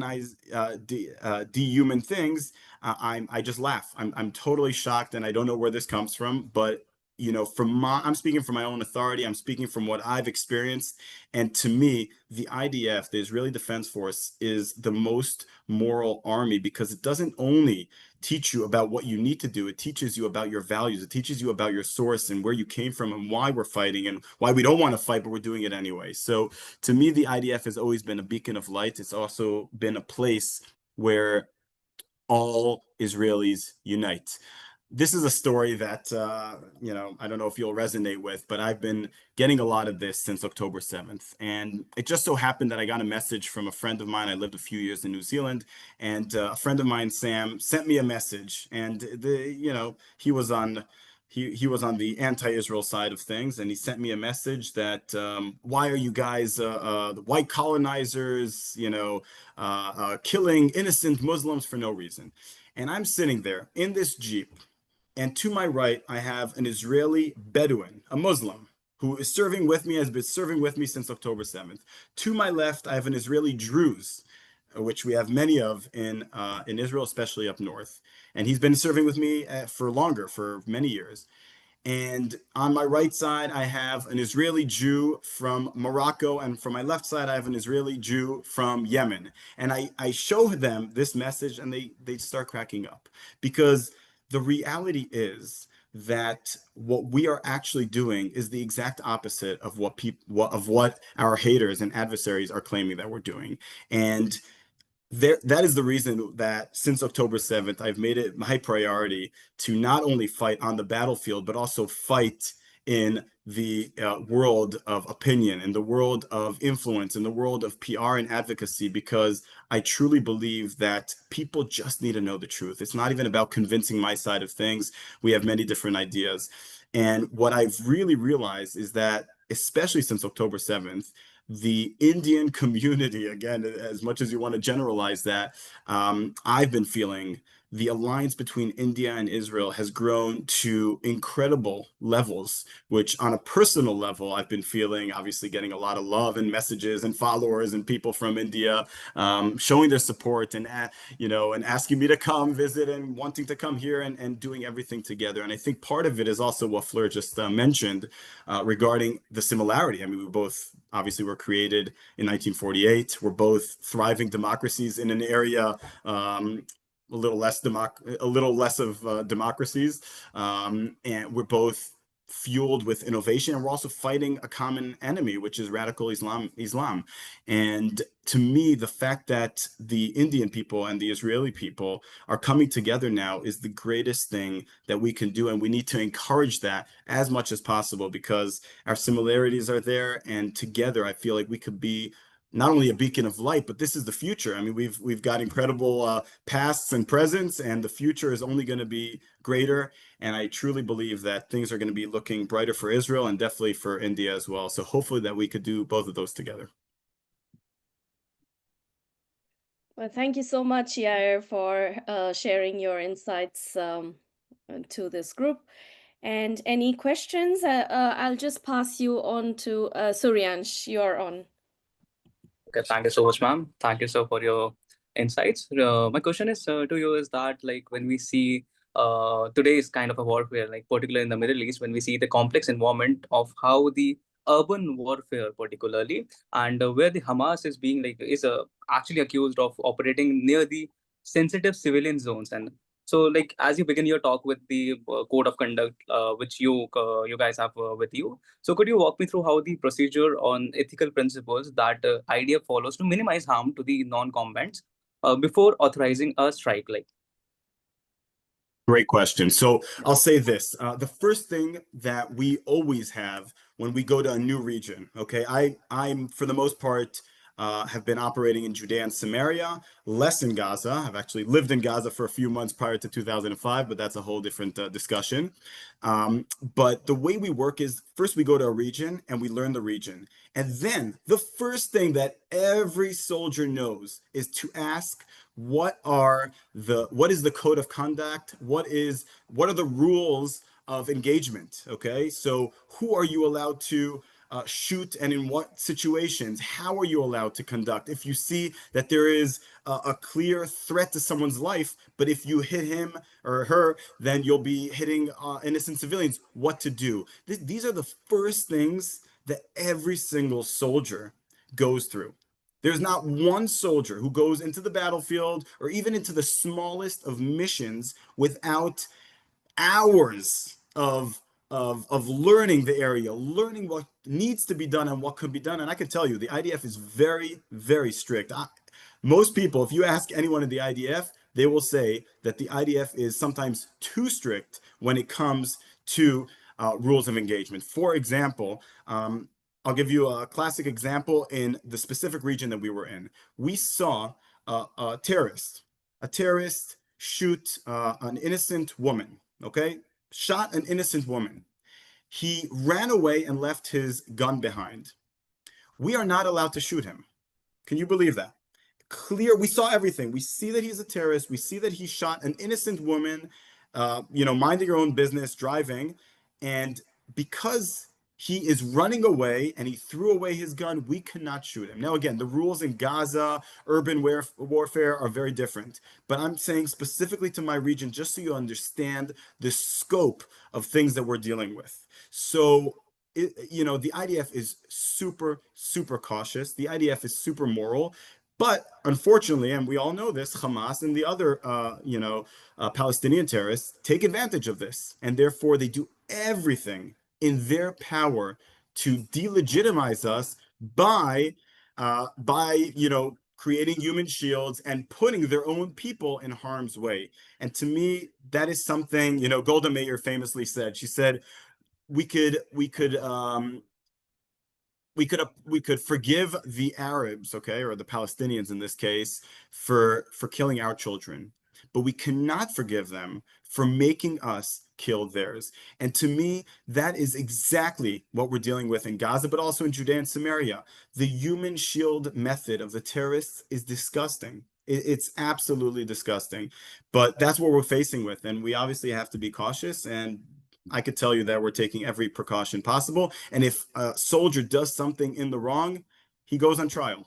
So and this is all from my authority and my experience. This is what I say. This is what I have seen. Oh, thank you so much, sir. Just another question I want to ask to you. It's basically about us following the Israeli ambassador to the India recently after the Mr. Trump gave his 20-point peace agreement, and India was on the side of that. He said that we need India for the reconstruction of the Gaza itself. In the reconstruction of the Gaza, any further things you don't clarify about that? What kind of the reconstruction? So, as a person from the IDF, I want to ask you how the reconstruction would be going in the post-war in Gaza, and what do you think? How can India contribute to that? That's a great question, and I'll start with the story. This is 2005. I was in the Gaza Strip for 2 months in a place called Nevet Kalim. As we know, there were 25 Israeli towns in the Gaza Strip prior to 2005. And Israel, in those days, Prime Minister Ariel Sharon, decided unilaterally to give the entire Gaza Strip on a silver platter to the Palestinians for the hope of peace and for the hope that they'll create the Singapore of the Middle East. We obviously know how that turned out. And that is why we see in the polls that Israelis are probably never going to repeat that mistake again. But that being said, on the last day before the disengagement actually happened, Muasi Bedouin, okay, this is a Bedouin in Gaza who lived in Gaza for, I don't know, his family lived there for many, many years, decades. And he was working, he had a job thanks to Israel being there. He worked together with Israelis and he was living a relatively good life. And on the day before Israel left the Gaza Strip, I remember one of these guys, we kind of developed a connection, came to me crying and he said, please don't leave, please don't leave. And I said, well, why are you sad about this? And he said, well, for 2 reasons. He said, I know that the day you leave, that's it, we're destroyed, physically and economically, because he knew that Israel cared for him more than whatever leadership will be in Gaza, which ended up being Hamas. We didn't even know that in 2005, but he knew. He assumed that it's going to be that way. And he knew that his family will be at risk. I don't want to know his fate, but I'm assuming it wasn't good. And this is exactly the problem, that in order to change the Gaza Strip, it's not just enough to get rid of Hamas. When people say, there's Hamas and there's the people of Gaza, I wish that was the case. The people of Gaza have been indoctrinated since we left in 2005 and before that, okay? The children of 2005 are the terrorists of October 7th. We have to remember that. And it's sad, but they've been indoctrinated for 2 decades to hate Jews for the sake of Jews. And they've been taught the most crazy stories, and they learn the SS, the Nazi propaganda, and I've seen this. I have a friend who went house to house, and he said he didn't see one house without Nazi propaganda. So when you have been for 2 decades learning radical ideology, what do you expect? So we need to de-radicalize the entire Gaza Strip and the population in order for anything good to happen, because there's nothing we would like more than a Singapore of the Middle East or a New Delhi of the Middle East. We would love that. I think that India's involvement would be very positive, because not only the ingenuity and the innovation and being able to take a society from A to B in a positive matter, I feel like that would be a great ally in that direction. Again, I want to be optimistic, but you got to de-radicalize 2 million people. It's not easy. Thank you so much, sir. Those insights really helped me to understand what the exact situation to the soldiers out there or the person of the IDF might appear in on the ground realities. We in international relations, we just read the theories, read mostly what's happening in the news, and we highly neglected the positions from the ground itself. And thank you so much for giving us those insights. Okay, sir. Thank you so much. My pleasure. Thank you. Great questions. Thank you. So as we continue with our discussion, it's my privilege to introduce our next speaker, Professor Neena Sharma. Professor Sharma serves as a guest lecturer, teaching assistant, and a project manager at Richmond University in Israel, and is also an Indo-Israel affairs analyst at the Usnar Foundation. She holds an MA in international relations from Bahrain universities, where her research, foreign policy turning points, India's Israel policies 1948 to 2018 explores the evolutions of India's Israel diplomatic engagements. Her scholarly and analytical work has contributed to deepening understandings of the strategic and developmental partnerships between the two countries. We are honored to have Professor Shalman with us in this evening, and we are looking forward to her insights on the contemporary dynamics of India's Israel relations. Please, ma'am. Thank you so much. Thank you for having me. It's a pleasure to be here and see good friends and colleagues from Israel and India. And when we're talking about India-Israel relations, we can characterize these relations as strategic relations. Now, when we're talking about strategic relations, we tend to confine them to military and defense issues. But these relations are going way beyond government to government level, to the government level. And I think that this conference exemplifies are the people-to-people relations are strong and are based on friendship and mutual understanding when it comes to different issues. So there is a wide range of sectors that both countries are collaborating in. We're talking about trade, but also water management, agriculture, food security, innovation, cybersecurity, and so on, that are part of the national security of countries, what we call in the literature, human security aspects of national security of countries. So my co-panelists discussed about the multilateral aspects of these relations when it comes to positive developments that occurred following the Abraham Accords, naming the aspiration of developing together with the US, pragmatic Arab countries, and India, the IMEC project, the India, Middle East, European Corridor. And it is an important project that was very much hindered by the October 7th attack.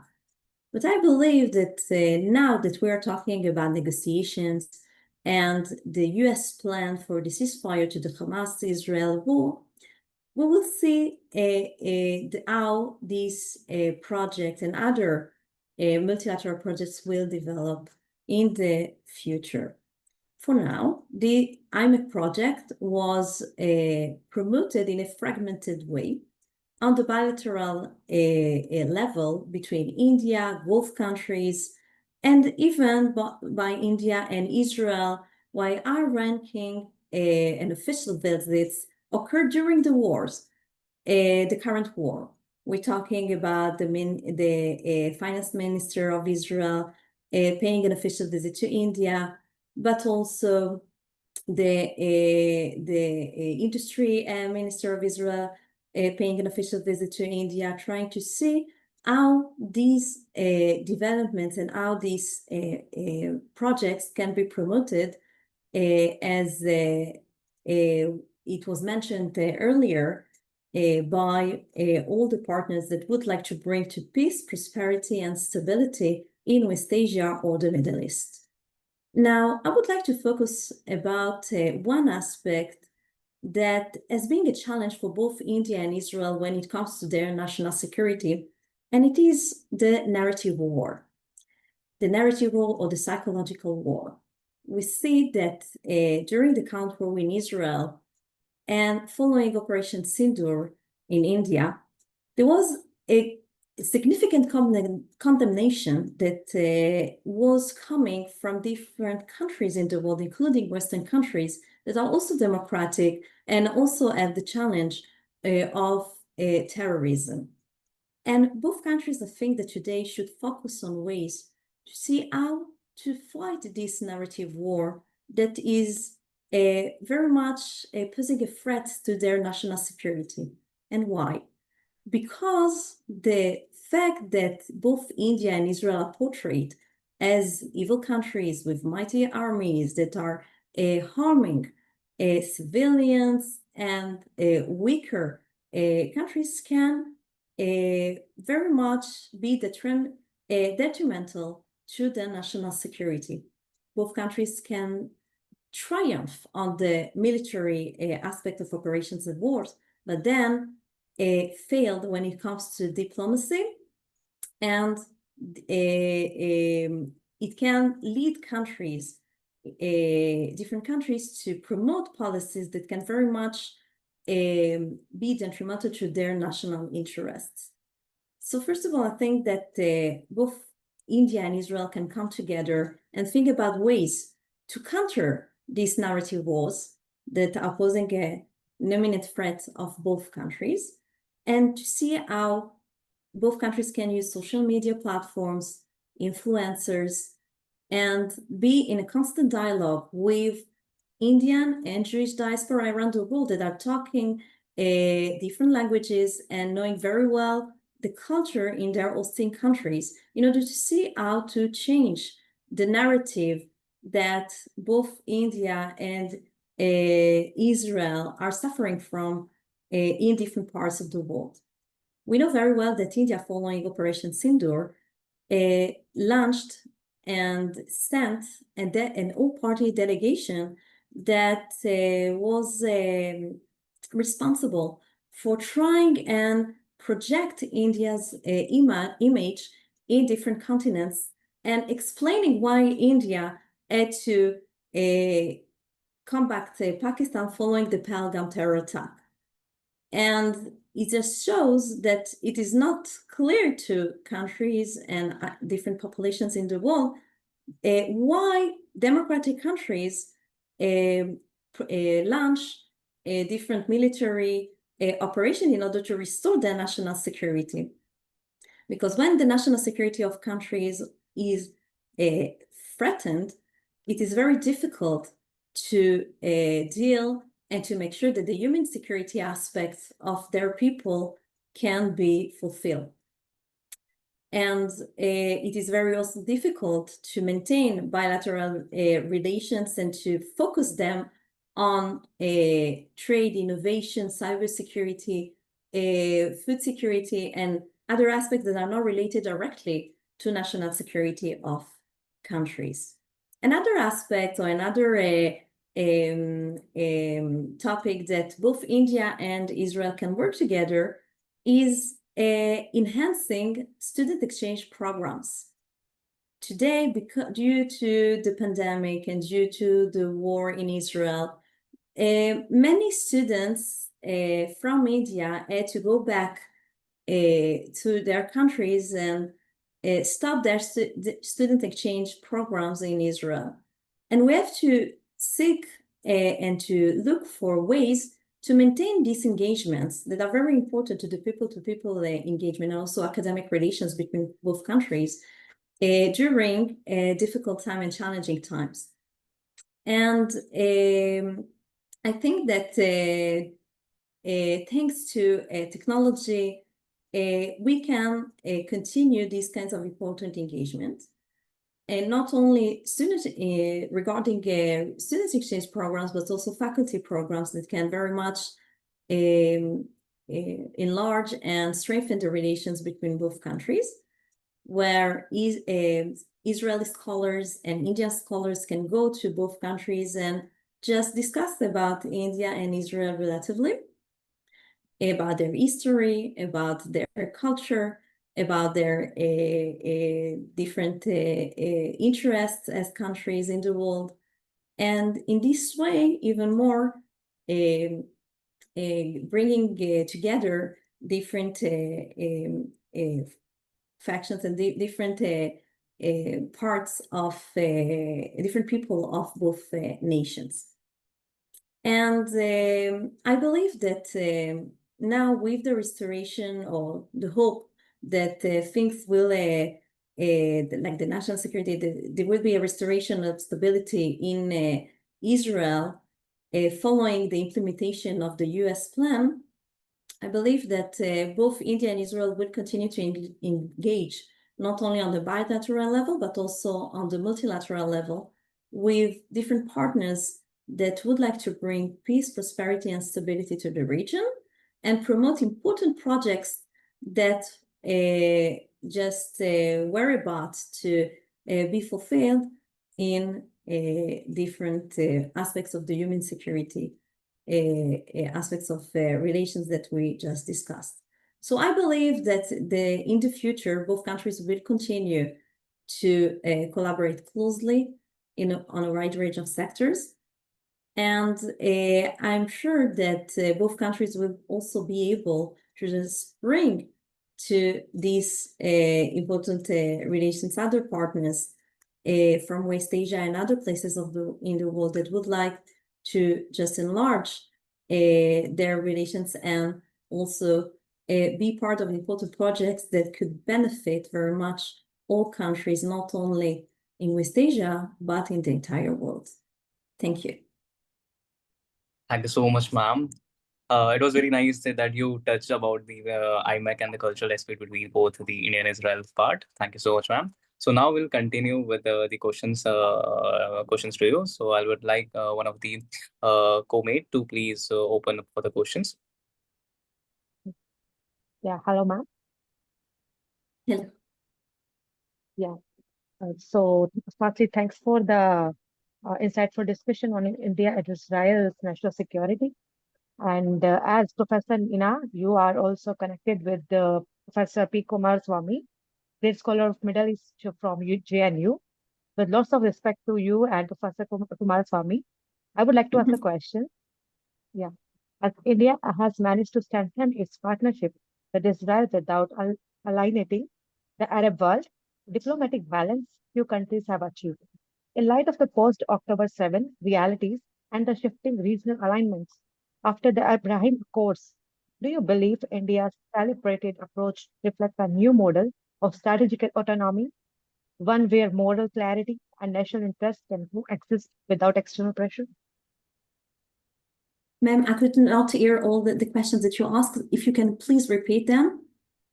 Yeah, I can repeat it. So, as India has managed to strengthen its partnership with Israel without alienating the Arab world, a diplomatic balance few countries have achieved.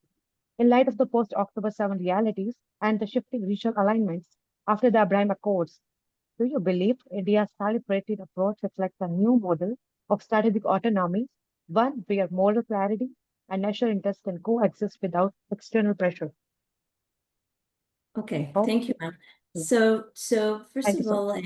India has a unique foreign policy that is multi-alignment. It allows India to have a flexible foreign policy with different partners that might have a certain level of hostility between them. And India has been very much condemned for this kind of policy that I really think that many countries should follow in order to promote their national interests. And it is true that many commentators and many people are asking whether this multi-aligned approach would benefit India and until when? Because we know that in international relations, when you are in good relations with a certain country that might have some level of hostilities with another country, you cannot maintain these kinds of relations with all these partners. But I believe that recent years just showed that while India is still promoting this very important and very unique policy, it benefited very much India. And I believe that what characterizes India-Israel relations is also the maturity of these relations. Although India has strategic and important relations with Iran, for instance, it didn't deteriorate the relations with Israel, because both India and Israel understand the different challenges and opportunities that both countries have to deal with. And that both countries had to promote their interests in different regions of the world. And I think that the Abraham Accords were a positive development in this regard, because it showed that Israel is not isolated anymore in the region, but can collaborate very closely with pragmatic Arab countries, that India could be part of these partnerships and very much enlarge them and promote them into higher levels, because India shared very strategic relations with both countries and with such as the UAE and Bahrain, but also Saudi Arabia, that is about apparently and hopefully be part of the Abraham Accords. And I believe that strategic autonomy today is not only a strategy of India, because many countries today understood that in order to promote their national and security interests, they should rely more and more on themselves.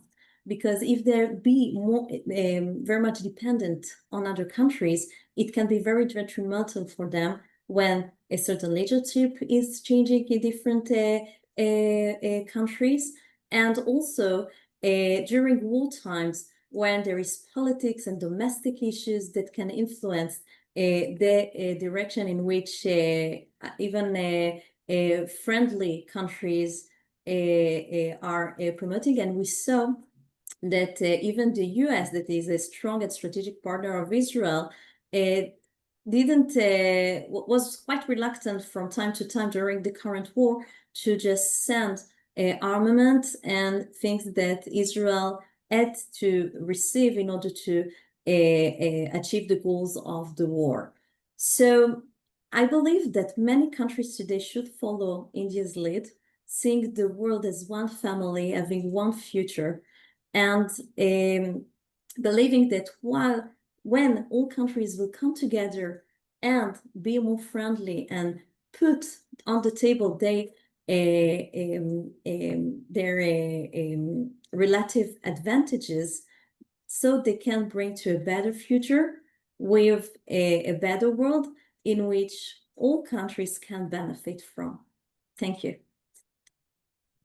Thank you so much, ma'am, for the Thank you so insightful and balanced Thank you, answer. Nina, so much Yeah. for your time.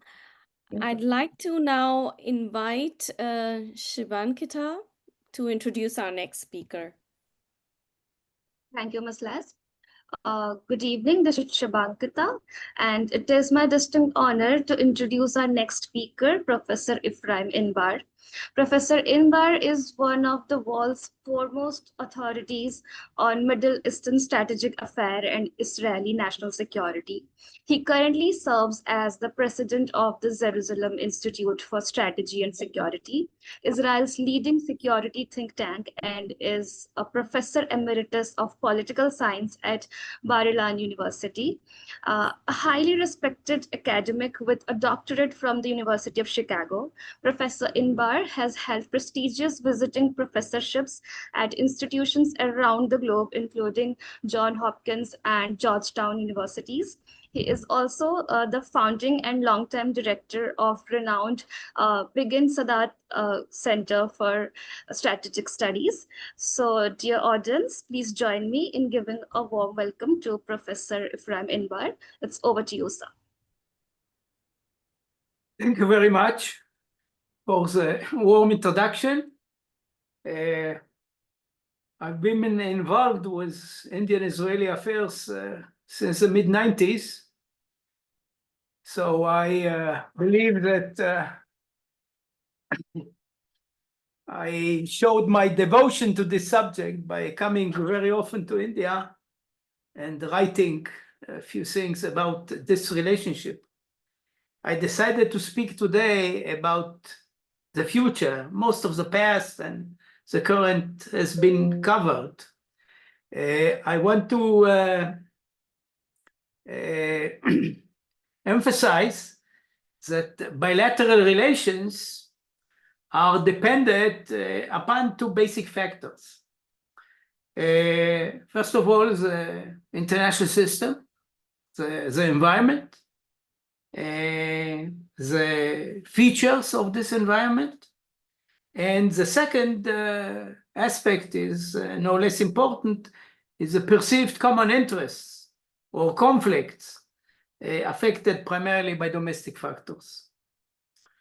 Taking into consideration these two variables, I presume that the current trajectory of the solid bilateral relationship will probably continue. I will argue that systemic and domestic developments lead to a convergence of strategic interests.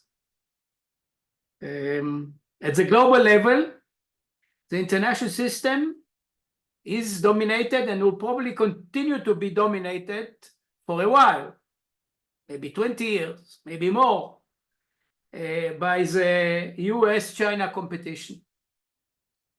This competition might intensify. We don't know. We may have a war. Some academics wrote about the Thucydides trap, Allison. In any way, there will be tensions in the international system along the competition between those powerful states. India, as well as Israel, definitely doesn't want China to prevail in this competition. Israel is a US ally. It's our most important ally. China in recent years, particularly since the beginning of October 7 war, is more anti-Israeli, adopted incredible anti-Semitic motifs in its controlled social media, and is definitely not seen in Israel as a friend, despite our attempts in the past to have a good relationship with Beijing. For India, China is a dangerous neighbor. I think most Indians realize that. It supported Pakistan in its recent war. It's just one example. The Indian Navy is more and more present and active in the Indian Ocean. So this competition is long-term, and the two countries have a clear vision who should succeed. Unfortunately, there are currently India-US tensions, primarily over taxes of imports to the US. I want to point out that tensions between New Delhi and Washington are not something that can interfere with the bilateral relations.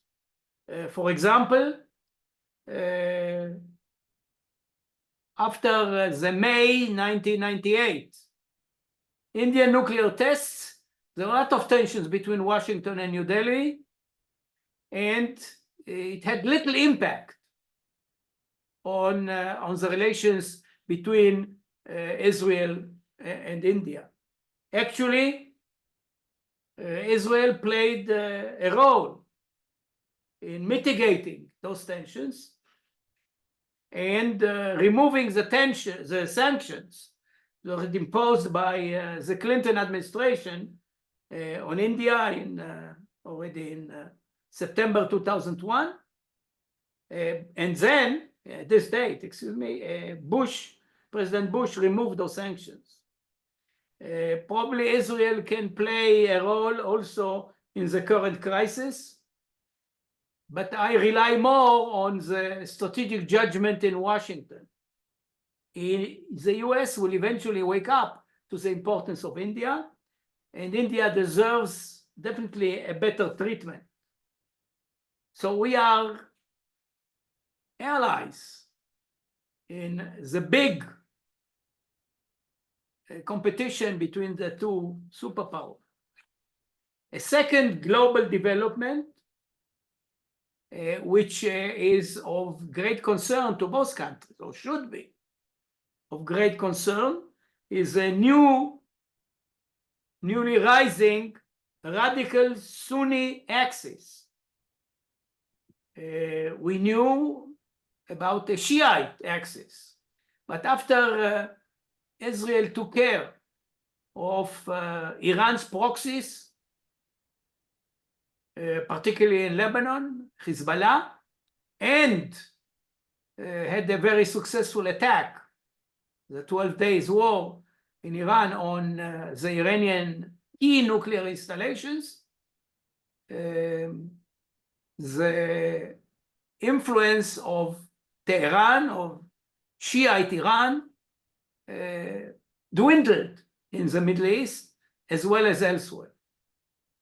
But the void was filled in quickly by the rising Sunni radical axis, which is led by two countries, Turkey and Qatar. Turkey, at helm, it has a very seasoned political leader, Erdogan, who is a Muslim Brotherhood guy. A Turkish version of the Muslim Brotherhood, but definitely he considers himself and his regime as an offshoot of the Muslim Brotherhood. And Qatar is the main sponsor, the main financier, the main financial backer of the Muslim Brotherhood all over the world. Moreover, Qatar has not only money, has a great propaganda machine named Al Jazeera, which is a powerful media with influence in many Muslim quarters, and it has a version in English, and basically it transmits Muslim Brotherhood motifs and anti-Western, anti-democratic messages all over the world. The United States, unfortunately, is blind to this aspect. Hopefully, they will wake up on this issue as well. So the Turkey, which is a very strong country, over 90 million, the largest army in NATO, with the exception of the United States, and armies that has a presence in many places in the Middle East, in Iraq, in Syria, in Libya, in Qatar, and it tries to bring Muslim Brotherhood messages also to Africa. The new African Erdogan's policy. Turkey also, to remind you, and I'm sure most of you don't need a reminder, that Turkey helped Pakistan during the last war against India. And actually both states, India as well as Israel, are fighting jihadists.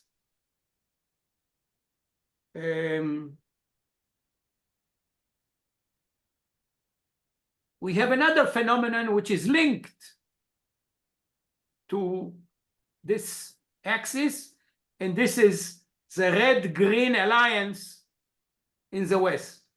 The red are the radical left that is working together with the radical Muslim communities, excuse me, in the West. This is the red-green alliance, which is obviously very active against Israel. It is financed by Qatar, but it's also anti-Indian. Even the liberal press is critical of Prime Minister Modi. I read The Economist. There, Modi is viewed as a populist, as a danger to Indian democracy, question India's democratic credentials, and they are, of course, now more vocal against Israel. But they have more or less the same attitudes toward India.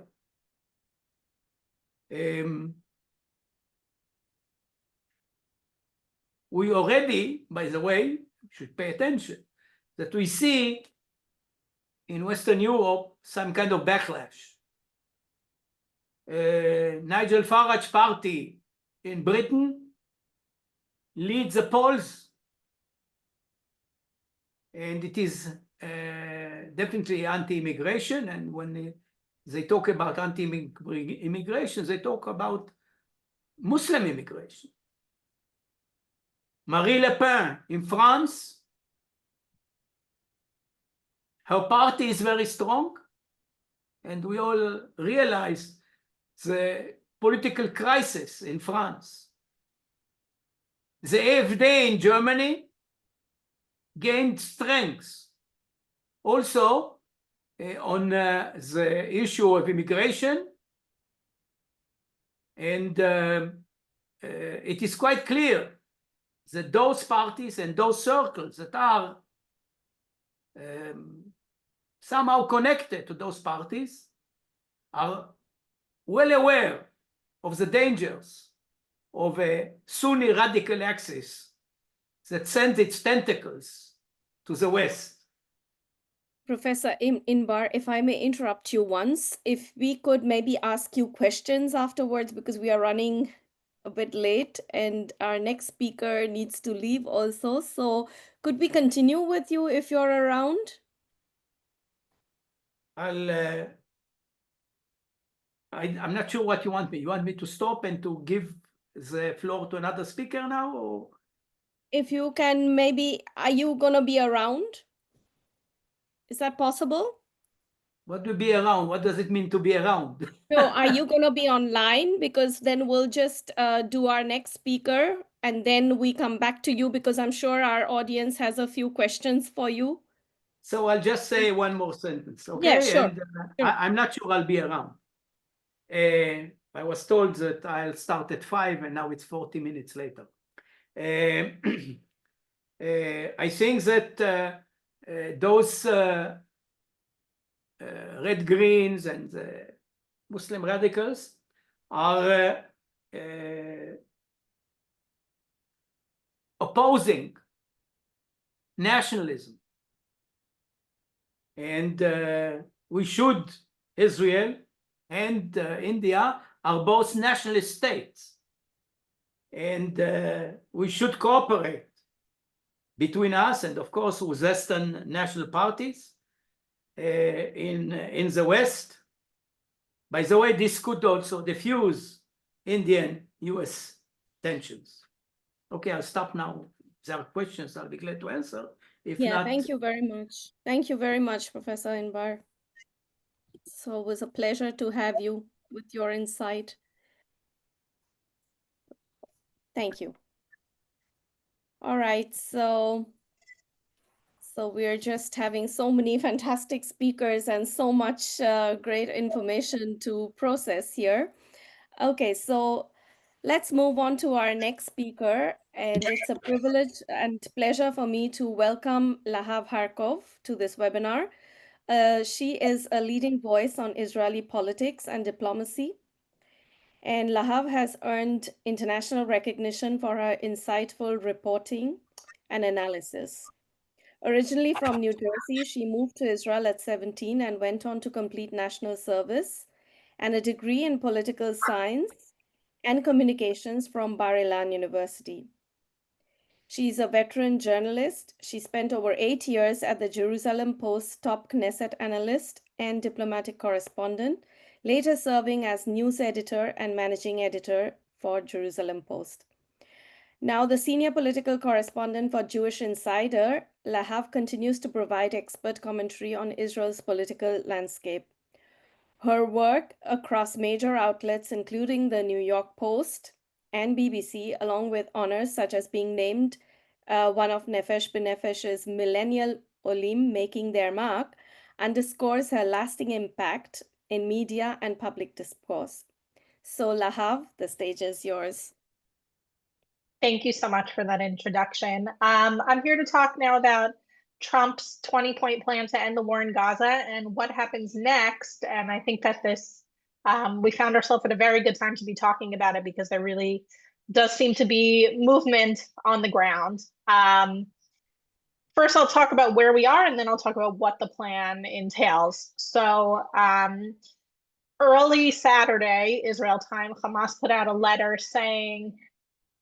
basically saying that they're willing to consider the plan, especially the part of the plan that includes exchanging the 48 remaining hostages in Israel, 20 of whom are thought to be alive, for over 1,700 Palestinian prisoners. Hundreds of them have been convicted and are serving life sentences on terrorism charges, and the rest have been, are prisoners of war from the war in Gaza in the last 2 years. They, in effect, either rejected or ignored the rest of the Trump plan, which again, I'll detail what that means after I talk about the current events portion here. But the Trump administration decided to take it as a win. They decided to say, this means Hamas wants peace. This means we can move forward with the plan. And called on Israel to stop bombing Gaza City, which it has been doing in recent weeks, and Israel agreed to it. And tomorrow, Israel will be sending a negotiating team to Cairo.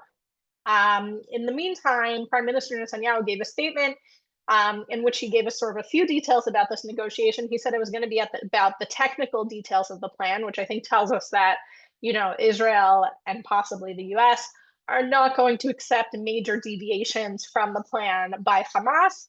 And he also said it's going to be limited to a few days. We will not tolerate any more delay tactics. That's an exact quote from him.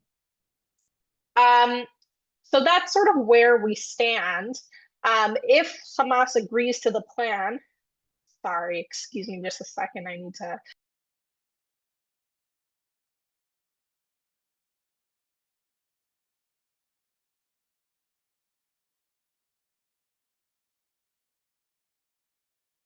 Sorry about that.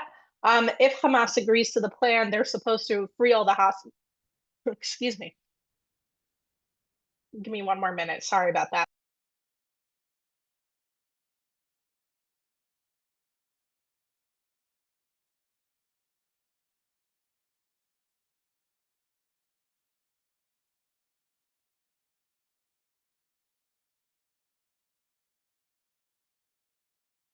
All right, excuse me. If Hamas agrees to the plan, they're supposed to release all the hostages within 72 hours. And Israel will then, release Palestinian prisoners.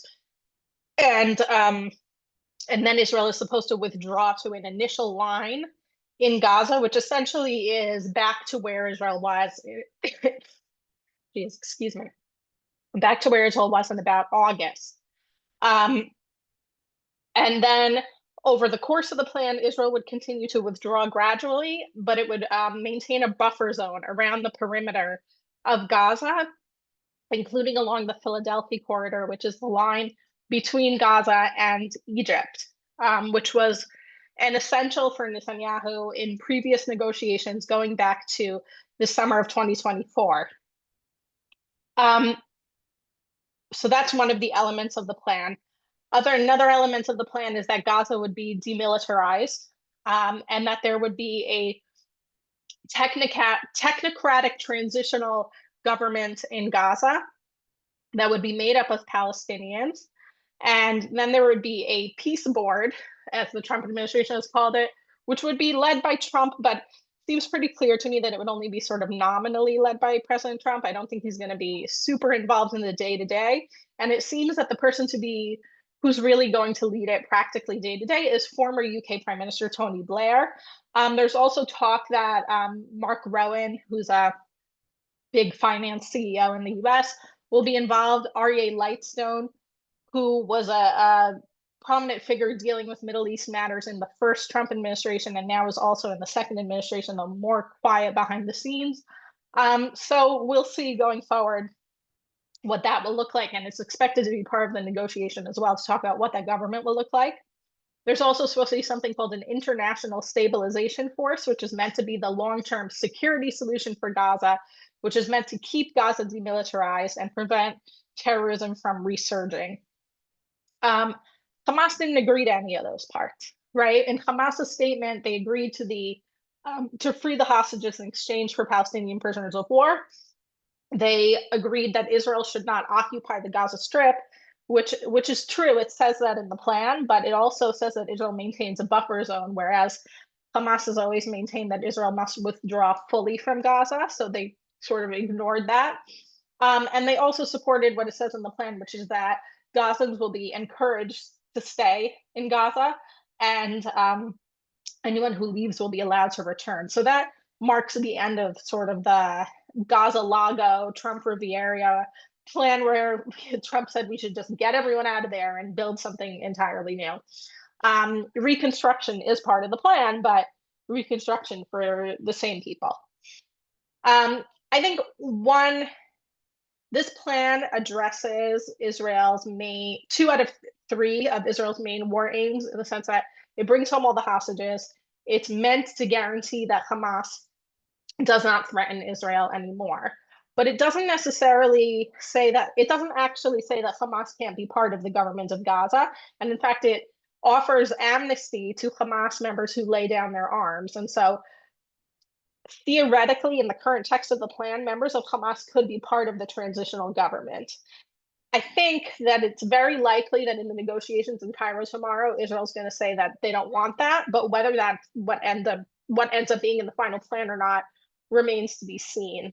But certainly in terms of even the first step, the fact that Hamas has agreed to free the hostages is progress. It's a concession that Hamas has not made before, because previously Hamas said they will only free all the hostages if Israel fully withdraws from Gaza. And this is a very small withdrawal, what the plan calls for. It's to withdraw only to where Israel was about 2 months ago. So I think in Israel, people are sort of cautiously optimistic. Netanyahu last night in his statement said that this progress is a result of the military pressure, of the fact that Israel went into Gaza City when it hadn't before. But on the other hand, he said it's not final. And he said, I hope with God's help that in the coming days, I will be able to inform you about the return of all our hostages. That's a direct quote. So I think we're right now in a situation, I would say, of cautious optimism in Israel. The plan is not perfect. I listed some of its shortcomings. It's sort of hard to believe that Israelis are very skeptical about international forces. For example, there's this international stabilization force. We had an international force on our border with Lebanon for many years, and it did nothing to stop Hezbollah from rearing its head again. So I think that Israel needs to insist on a situation like we have in Lebanon now, as opposed to what we had in Lebanon before October 7th, where Israel can go in if it sees terrorism rising again. And I assume that will be part of the negotiation. But the truth is that even if Israel has agreement to that from the US, it's going to be a lot harder when you have international troops there on the ground in Gaza. So even if Israel is initially taking part in the demilitarization of Gaza, it's going to be very difficult to maintain it. So that's one of the really big challenges of this plan. So that's about it.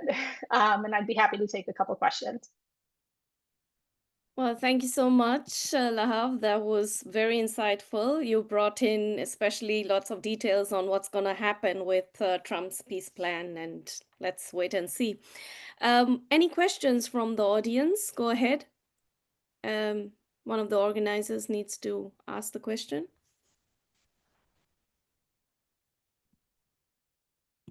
You can just turn your audio on.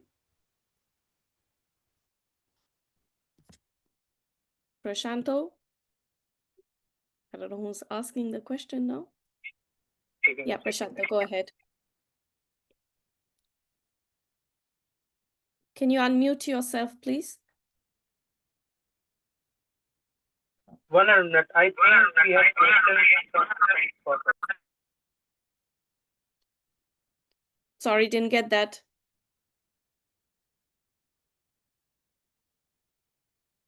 Hi, can you please I have a ask? question from Nahar, but it has been asked by Indian reporters.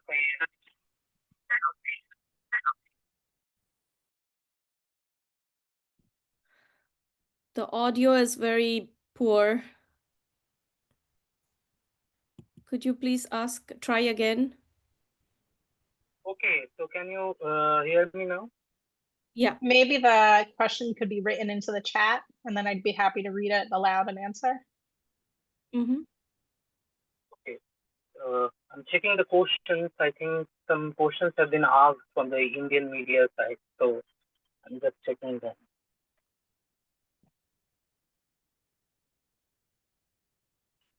So,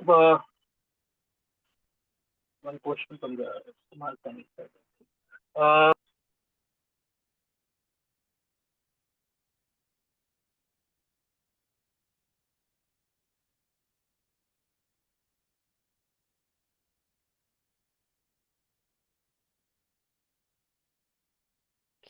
Are you writing in the chat? I want to ask Ms. Harkov a question regarding the recent article that has been written by Professor Kumar Swami on the same topic of Trump's Gaza plan. He says that Trump's Gaza plan calls for some political suicide of Hamas, and militarily or diplomatically isolated and politically pressured, Hamas announced that it will release all Israeli hostages, whether alive or dead, and it expressed its willingness to negotiate the finer details of U.S. President Donald Trump's Gaza plan. So, what Ms. Kharkov thinks about it? I didn't catch all of the questions, so I'll try to answer based on what I was able to hear. I'm sure that there are big internal debates within Hamas about this plan, because, as I said, even by giving up all of the hostages, Hamas would be making an unprecedented concession, and really it would be on two levels. There's what I mentioned, that in the past Hamas had always said that Israel would have to fully withdraw from Gaza in order to get all the hostages back, and the plan does not entail that anymore. And also, it's hard to believe, and I honestly am still somewhat skeptical, that Hamas will give up all the hostages until it gets something, very big, until it feels it's getting something very big, because it's terrible to talk about people like this, right? Human lives like this, but the hostages are their leverage, right? For them, the hostages are their strongest card to play against Israel.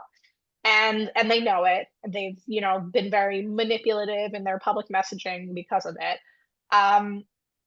So it is hard to believe. On the other hand, they're saying that they're willing to do it. So I think there is room for optimism, albeit very cautious optimism, because we've been burned in the past. True. Thank you. Thank you. Thank you so much, Lahab, for your time and for Thank sharing you. your insights. Thank you. Have a good day. Thank you. Okay, so we move on to our next speaker. And so we move on to a different field again. So I'm very pleased to introduce Nima Yamini, who's an entrepreneur, business coach, and content creator with over 20 years of experience in global finance, sales, and mentorship.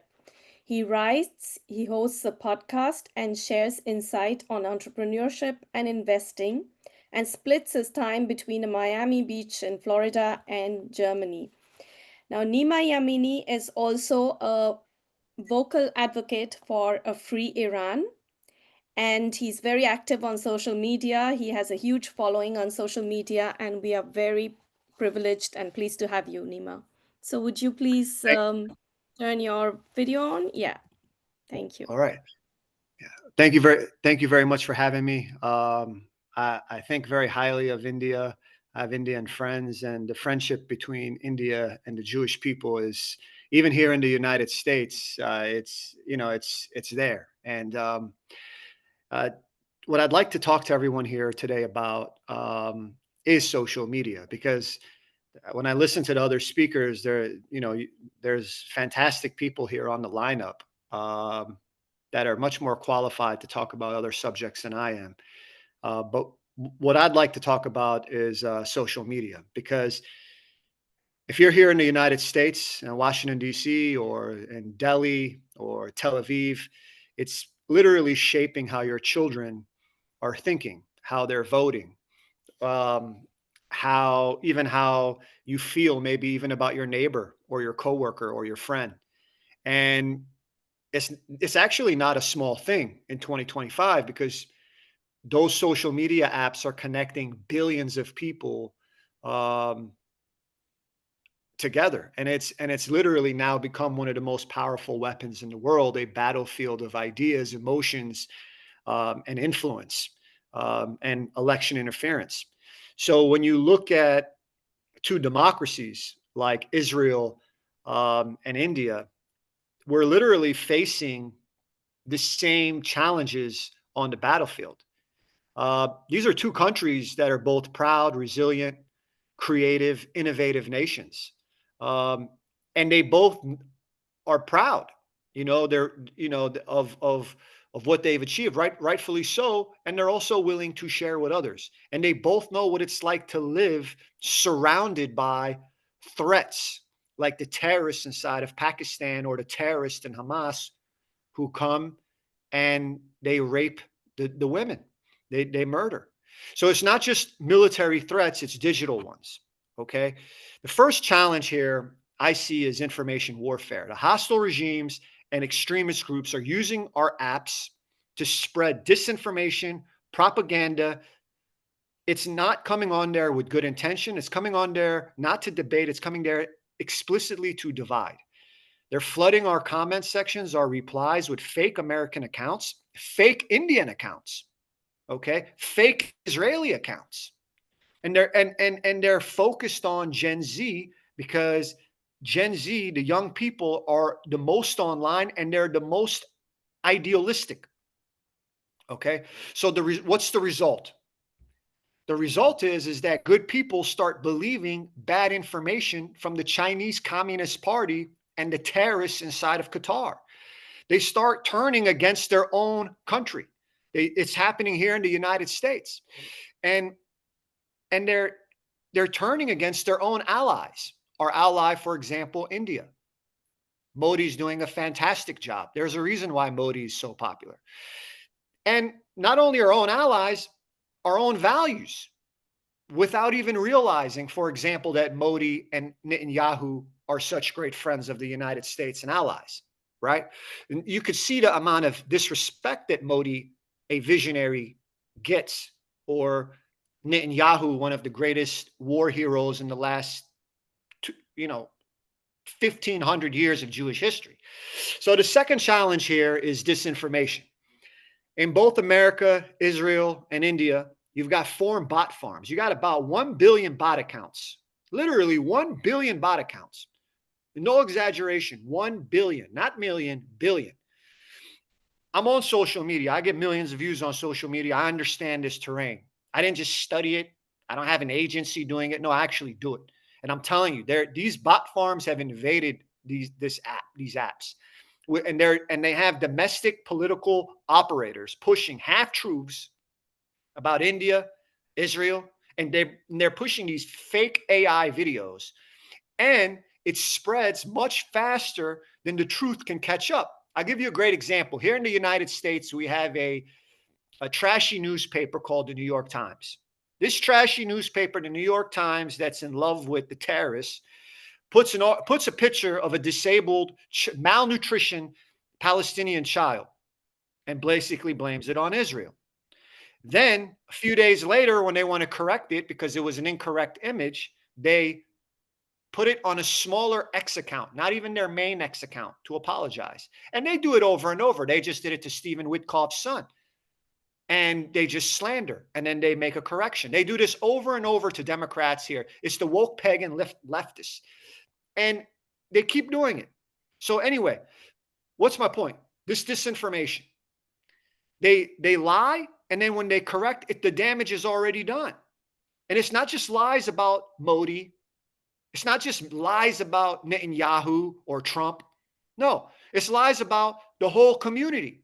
It's lies about Indians, Israelis, religion, ethnicity, loyalty, identity. It's designed to make citizens doubt everything and everyone, including each other. Okay? This is how the Chinese Communist Party, they're winning with their terrorist boyfriends in Qatar. So when people stop believing the truth, that is exactly when our democracies will collapse. Because democracies need common ground. It needs citizens who still trust that facts exist. They trust their institutions and media. Now, the one more challenge to wrap this up is the algorithm itself. Okay? Every platform, X, TikTok, the CCP military weapon TikTok, YouTube, Instagram, Facebook, they run on formula that rewards outrage. The more extreme the post, the more viral it goes. The more anger you share, the more followers you get, right? So in India, a beautiful country, I have many Indian friends. I love vegetarian Indian food, philosophy, beautiful people. I have a lot of support from the Indians. I truly have so much respect for your people. My uncle studied at a university in India. But, long story short. But in India, the algorithm, it puts the Hindu against the Muslim and vice versa against each other. In Israel, it can put citizens who all love their country into bitter rivals like that. The algorithm doesn't care who wins the argument. It only cares that you stay online. And who's manipulated that algorithm better than anyone? The Chinese Communist Party. We're going to look back on history and think how much the Chinese Communist Party did a fantastic job understanding social media before India, Israel, Europe, and America did, and how to weaponize it and invade. It's like they just toss out missiles. It's like when you saw Iran fail. Iran failed when they were doing all those missiles against Israel, right? It doesn't matter. They're doing the same thing on social media. They just do disinformation after disinformation every day, tons of coordinated campaigns to disrespect India, disrespect Israel, disrespect the United States, and that's what they want. I mean, it's amazing when you see how much is going on, even when the United States and India had that situation. Now, Trump and Modi are friends. Everyone knows they're friends. They had some disagreements. Hopefully, everything's going to be work out fine. I think everything will. However, they're going to have some tough conversations. But I don't know if you all noticed the amount of disinformation and propaganda that was coming out to divide India and America. The same that they do with Israel and America. The same thing. They do the same tactics. But here in America, many of the people don't travel as much as I have, don't have a home overseas like I have. They don't have parents from another continent like I have. I don't expect most Americans to understand this. I don't expect most Indian people who have not left the country to understand what these people are doing. So to wrap this up, here's the thing. None of this has to be our destiny. The social media is our tool, okay? It can poison us, it can destroy us, or we can use it to win, okay? How are we going to define the next generation of democracy, freedom, capitalism? What can we do? Or are we going to just surrender to these terrorists who rape our women, our animals, beasts, and communists? Well, here's a few solutions I have, and I'd love to answer a couple questions right after. Okay, so number one, the governments must take responsibility for transparency. If you all notice, India was very smart. They banned that Chinese communist filth military app TikTok. That's what America, for example, needs to do. That's what Europe needs to do. Okay, there has to be responsibility and transparency there. When these foreign governments are spending billions of dollars to shape public opinion through schools, media, podcasts, and or online ads, that's not free speech. That's literal interference. Okay, our democracies have a right to defend themselves. Number two, the tech companies, they have to act like they are. These global powers have moral obligations, I believe. Okay, they can't keep hiding behind the algorithm like little weasels and cowards. They need to disclose who's funding the content. I want to know who's funding this content, where it's coming from, and if it's real or not. Okay, many of these NGOs in the United States, they're woke pagan leftists backed by the communists and the terrorists. It's beyond obvious at this point. This woke evil mindset and cult is taking over the West, similar to the Arab cult and the Iranian leadership that takes Iranian taxpayer money and gives it to these Arab terrorists. Iran is not an Arab country. Islam went to Iran through rape. The Arabs went to Iran and raped our women. That's a fact. I'm mixed with Iranian and Israeli. I know I've been to Iran and Israel. Iran and Israel should be allies along with India. Iran and India have a long relationship. Israel, the Jewish people in India have a good relationship. None of these three countries are Arab. None of these three countries are Arab. I want to emphasize this. Okay, now, number three, citizens. That means all of us. We have to practice something that is rare. Patience. Okay, so before you share a viral clip, I'm asking you, before you forward that message, stop and ask yourself, who wants to see this? Who wants me to see this? Who benefits if I believe in it? That single question should protect the whole nation from this digital manipulation that the Chinese Communist Party is doing. Now, Israel and India, two countries I love. My family's from, my mother's side of my family's from Jerusalem. Even before 1948, my family was from Israel. My family is not European. They cannot tell me to go back to Poland. I don't look Polish. There's nothing Polish. I have zero European ancestry. Most Jewish people are like me, my complexion. So don't let them lie to you and tell you, oh, the Europeans came to Israel. No, none of my family. I have zero ancestry from Europe. That's a fact. Most Israelis, percentage, are not Ashkenazi. Okay. Now, Israel and India both understand the threats they face isn't just on their borders. And this is, I'm going to say this to finish up. It's actually in our browsers. They know that the democracy doesn't just need a strong militant army, tough borders, language, and culture. It needs strong minds. We don't defeat lies by silencing them. We defeat them by making our truth louder, clearer, more articulate, and more accessible than a lie. That's why it's important to support creators that are speaking up on the front lines. It's very important. You share their videos because we're outnumbered by 1 billion bot accounts, essentially, that is destroying us, that's pumping disinformation. So every one of us is like 10,000 bot accounts. They're trying to flood our system so we give up. If you believe in, this is my final note, if you believe in freedom, you have to protect the space where freedom is living. And today, one of those spaces is directly online. If you believe in freedom, democracy, capitalism, and you do not want to surrender to communism, you have to fight for the integrity of our information, of your information, just like past generations fought for the integrity of their borders. So the next time you open your phone, your mobile device, remember, when you're just looking at these videos, you're standing literally on the front line of information warfare. It's a new sort of warfare. And the good news is that democracies like Israel and India, okay, they have something that every dictatorship fears. People who still care about the truth. People who can still think for themselves. People who choose to build, not destroy.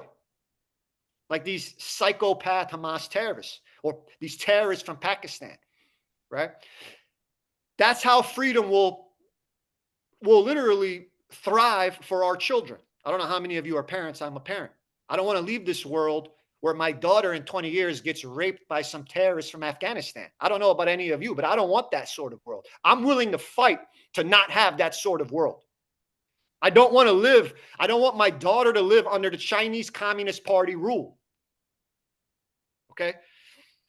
This is how our democracy will endure. And that's how we keep the internet and the world. All this is worth fighting for. Thank you very much for having me. That's it. Thank you so much, Nima. That was passionate, and I can totally I agree with you. I have children, and I don't want my children growing up in this culture where, yeah, we've just imported so much, yeah, terrorism really into our countries in Europe. So, and India knows about the terrorism that comes from across the border. But let's see if I think we have a question. Shibankita, do you want to go ahead and ask, please? Thank you so much, sir, for sharing your knowledge. Uh, that was really insightful and it was an eye opener for most of us. So, sir, from your perspective, how should bilateral collaborations in technology ensure that AI and digital tools foster inclusion rather than amplifying religious or communal biases? So, could you please elaborate on this, sir? So the question is, how could we use AI to make it solve the problem, not make it worse? Exactly. Yes. Yeah, that was a good question. You know, I think this is such a good discussion. I mean, the professor before was nailing it too. I mean, he was very smart at understanding what's going on. You know, technology by itself doesn't create unity or division.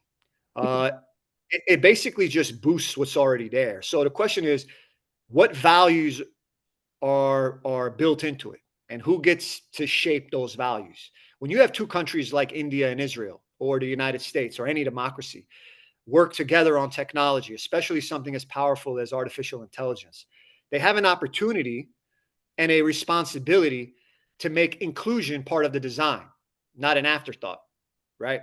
So I would say that means a few things. Now it means that we make sure that our data that trains our system actually reflects the diversity of the societies we live in. Yes, if your AI only leans from one language, one culture, or one group, it's going to reproduce areas that aren't going to necessarily work. Second, I would say build ethical standards into partnerships, shared commitments to transparency, privacy, and fairness. And I'd also say third, I'd say having AI that's going to protect us against the foreign bots. I mean, when you look at the sheer volume of Pakistan, I mean, you know, this country has added so much terrorism to the world. Their leadership is like the Taliban. I don't know how Pakistan keeps getting away with the disrespect that they're doing to the United States, to Israel, and India. Okay, they're flooding our social media with these fake American accounts, and we should have foreign laws with AI helping us detect these fake bot accounts and expel them, because they don't let this happen in their countries. We let it happen. We've let this, like Elon Musk says, this woke mind virus infect Israel, India, the United States. I have a home in Germany. In Germany, I see it. I mean, they have invaded with these fake accounts, and we need laws to ban it. Our free speech does not mean that Abdul Mustafa in Pakistan can do 300,000 accounts insulting the Indian people, the Zionists, the Jews, and the Americans. No, I don't want my country, I don't want my daughter to live under Taliban, Pakistani rule where she gets raped. I don't want that. I don't think any of us want that. So we have to have laws to ban their propaganda using AI, because they're using AI to manipulate the algorithm with bots. You know, and I think bilateral collaboration on AI should aim to make the digital world more human, less bots. It should reflect our highest values: equality, fairness, empathy, basic rights for women, not to get raped by these Taliban Pakistani leaders, for example. And it's just common, common rights. If we have 50,000 tweets, if we have 50,000 comments a day saying, disrespecting women, disrespecting Jews, disrespecting Indians, it's like why? We don't have to. They're invading us. They're going to do it every day till we get exhausted and we give up. The fastest way to stop this is laws to stop these terrorists in Pakistan, Qatar, and the communists in China from invading our comment sections, our replies, and boosting influencers in our countries who support these terrorists and these communists. This is a clear battle of civilization of ideas. Are we going to choose freedom, democracy, and capitalism, or are we going to choose communism and Taliban rule for our daughters? We're not always going to be here to defend our daughters. One day I die. One day all of us die. And then our children are here alone. What are we going to leave them with? The Taliban? To rape them? Slap them around? Put them in the kitchen? No, I refuse to surrender to these beasts. And all of you too, all of you should refuse to surrender to these savage beasts who raped innocent Israeli civilians on October 7th and cut their heads off. Look what they did to Mumbai. Americans don't know what they did to Mumbai. That's the problem. They don't know. And these Pakistani filth bot accounts come into America. They trash the Indians. They trash the Zionists to make them believe that the Indian and the Zionist is our enemy. But no, the terrorist in Pakistan who likes Taliban rule, or the Arab cult that has destroyed Iran and the government, they're our friends. I mean, we need AI. That's a good question you asked. We need AI to stop this as fast as possible. Good question. We need people to wake up, really. That's, Well, Nima, thank you so much for, we could go on talking about this, right? And I really hope that people start waking up. Thank you so much for your time, Nima. Yeah, I just want to say one thing, though. I want to just say one thing. I really, truly think many people in India, the Jewish people and the Indian people, have a very beautiful friendship. I want to thank anyone in India who has supported the relationship with Israel. I genuinely, sincerely, from the bottom of my heart, I appreciate so much the support the Indian people have given the Jewish people. And I love you guys. Seriously. Thank you very much. Have a good day. Thank you. Thank you, Nima. All right. And to introduce our next speaker, I hand over to Shibankita now. Thank you, Ms. Les. It's truly my honor to introduce our next speaker, Professor Salwa Weil, Senior Researcher at Hebrew University of Jerusalem. Professor Weil is an internationally respected scholar whose work has profoundly shaped our understanding of migration, identity, and the shared histories between India and Israel. In 1992, when formal diplomatic relations were established between India and Israel, Professor Weil became the founding chairperson of the first India-Israel Friendship Association, working alongside Master Jubin Mehta as president to promote people-to-people and cultural ties between the two nations. For us at JNU, this introduction feels especially warm. Professor Weil has been a part of our own academic community as a Gyan Distinguished Professor at Jawaharlal Nehru University, where she shared her insights on India-Israel relations and inspired many of our students and researchers with her depth of scholarship and personal warmth. So, Professor Weil, we thank you for joining us and for your lifelong efforts in strengthening the dialogue between India and Israel. And with this, the floor is yours. Thank you very much for that warm introduction. It's such a pleasure to speak in a forum which is attached to JNU.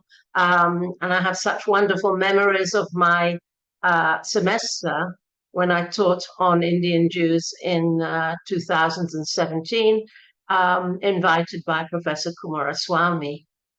And my lecture, if it's a lecture, my talk today will be of very different nature from previous speakers, I assume. Since the title of our meeting is Bridges and Beyond Indo-Israel Dialogue, and where is the real dialogue? The dialogue is people to people. It's through culture, it's through meetings, and the bridges are between people, and the Indian Jews, however small they were, are also examples of bridges between the Indian people and the Israeli people. I want to congratulate the organizers for putting together such an impressive list of speakers in what is 3 days, a remarkable feat. And I'm very happy to be with you. So my small talk, if I manage in time, will be divided into two. The first will be a historical review of the first India-Israel Friendship Association between the two countries, as our chairperson mentioned, when diplomatic relations were established in 1992. And the second half, after my PowerPoint presentation, which I will zoom through, will say I'll say a few words about cultural and academic exchanges between Israel and India. This is where the real dialogue is. Never mind the politicians and the politics. This is where it is. So let me, without further ado, I wish to share my PowerPoint presentation. And I'm going to do it very fast because everybody can see it. Are you all seeing the screen? Yes, we can see the screen. Excellent. Okay, so in 1992, we were invited to the wonderful restaurant that was then in Jerusalem, run by Irina Pushkana, who's also considered an ambassador between the two countries. And at that meeting, the Israeli Foreign Office suddenly said, and Shalva will be the chairperson of the first Israel-India Friendship Association. And with my upbringing, I said, but I haven't been elected democracy. And then everybody around my table said, we'll be on your committee. And it was some of the best years of my life. It was so wonderful. We volunteered. We did not have any money. We didn't touch money. And we did wonderful things. You'll see in a minute, I mean, almost more than what's being done today with huge staff with the Indian embassy and the Israeli embassy. So Zubin Mehta was there. He was the president. Everybody stood up and clapped. And then I became the chair. So the idea was to promote goodwill between the peoples of India and Israel. And that's what we're talking about today. To encourage interest in Indian culture in Israel, our first meeting, we decided that we're going to be called the Cultural Association and not a political association. And to encourage knowledge of Israeli culture in India. I'm going to do this very fast. So we set up with these aims, and our first luncheon was in honor of the Indian ambassador, His Excellency Mr. P.K. Singh. Now, some of you looking at this will be going down memory lane, and some of you will know the people in the pictures, and some of you will be sad because some of them have passed. I'm not going to go into detail because of the time frame. We did amazing things. I wrote to Ravi Shankar. He was very happy to come. Shimon Peres was then the president. He was one of the few people who actually knew who Ravi Shankar was at the time. And he said, if you do a reception for him, I'd like to host it. And so it was. As mentioned, we never touched any money. Everything was all done just without anything, all volunteering. So Ravi Shankar came. I was just so thrilled to meet him. Then we had a one-man show at the Teatro Netto. We put on things in the 1990s, like every week, every other day. We worked hard. We were all friends. It was amazing. And the committee had representatives from all three. Then there were three Indian Jewish groups. In the center, in a black jacket, is the famous Flora Samuel, who was the headmistress of St. Eli Kaduri School. And besides my own daughter on the right, I think everybody else has passed. Unfortunately, these were my friends and also remarkable women. In the very first year that Chutzot HaYotzeh, the International Arts and Crafts Fair, was set up, we set up the Indian stand. Now, this is a huge commercial event now, and lots of people make lots of money on it, but we did it with our then Bombay sister organization, and here is Salome Parikh, and here is me, a rather younger version. And we took turns, all of us, to man or woman the Indian stand at this fair. People hadn't heard of India. They didn't know the Indian arts and crafts at the time. We were in touch with Anish Kapoor, who's one of the greatest global sculptors in the world. He's a Baghdadi Jewish mother and a Hindu father. And needless to say, he was turned down by the Salal Academy in Jerusalem, went to London and became absolutely outstandingly famous. We invited Amjad Ali Khan. There was no, in those days, we never thought who's Hindu, who's Muslim. We thought about who is the best in their cultural field. I'm giving examples. We did many more than this. We invited Sham Benegal to the Jerusalem Cinematheque. The Cinematheque gave us their auditorium free. Everything was free. We just asked, and people opened their hearts and their pockets. And we showed some of the first Indian films in Israel. Nowadays, the cultural attaché of the Indian embassy spends a lot of time organizing these things, but this Sham Benegal's film was a portrait of Goa, which I've also studied. I've written a book on the Jews of Goa under Portuguese colonialism. And of course, Hari Prasad Chaurasia, the famed flautist, and we brought him. We filled halls. We didn't take one penny for tickets. It was just the most remarkable experience. And then the honorable speaker of the Indian House came, Mr. Shivraj V, and we welcomed him at the King David. Unfortunately, Eric Silver on the left has passed. He became the chairperson of the association after me. He was a very famous journalist. And there are also very other famous, but Robin Twite is still here. He used to run the cultural center in Calcutta. And then we went on tours. So we went on the tour to the Wilfrid Israel Museum for Oriental Art and Studies. Nobody had ever heard of it. Unfortunately, it had a huge robbery some years back. But at the time, people didn't know that this beautiful museum with amazingly rare Indian artifacts existed. And then, of course, there was Zubin Mehta, who was our president. And I was invited to one of the most thrilling experiences of my life when I met my dear friend who is here on the Zoom, Shifra Lentin. And I went to the Philharmonic Orchestra in the Bombay Stadium. It was absolutely thrilling. And we also entertained Mario Miranda, the famous cartoonist who's since also passed. And he did some sketches in Jerusalem for us. And he also brought sketches from Goa. And then I knew Nissim Ezekiel, who's a member of the Ben Israel Indian community from Maharashtra. And I asked if we could have him. Again, people hadn't really heard of him, except for Shimon Peretz, I must say.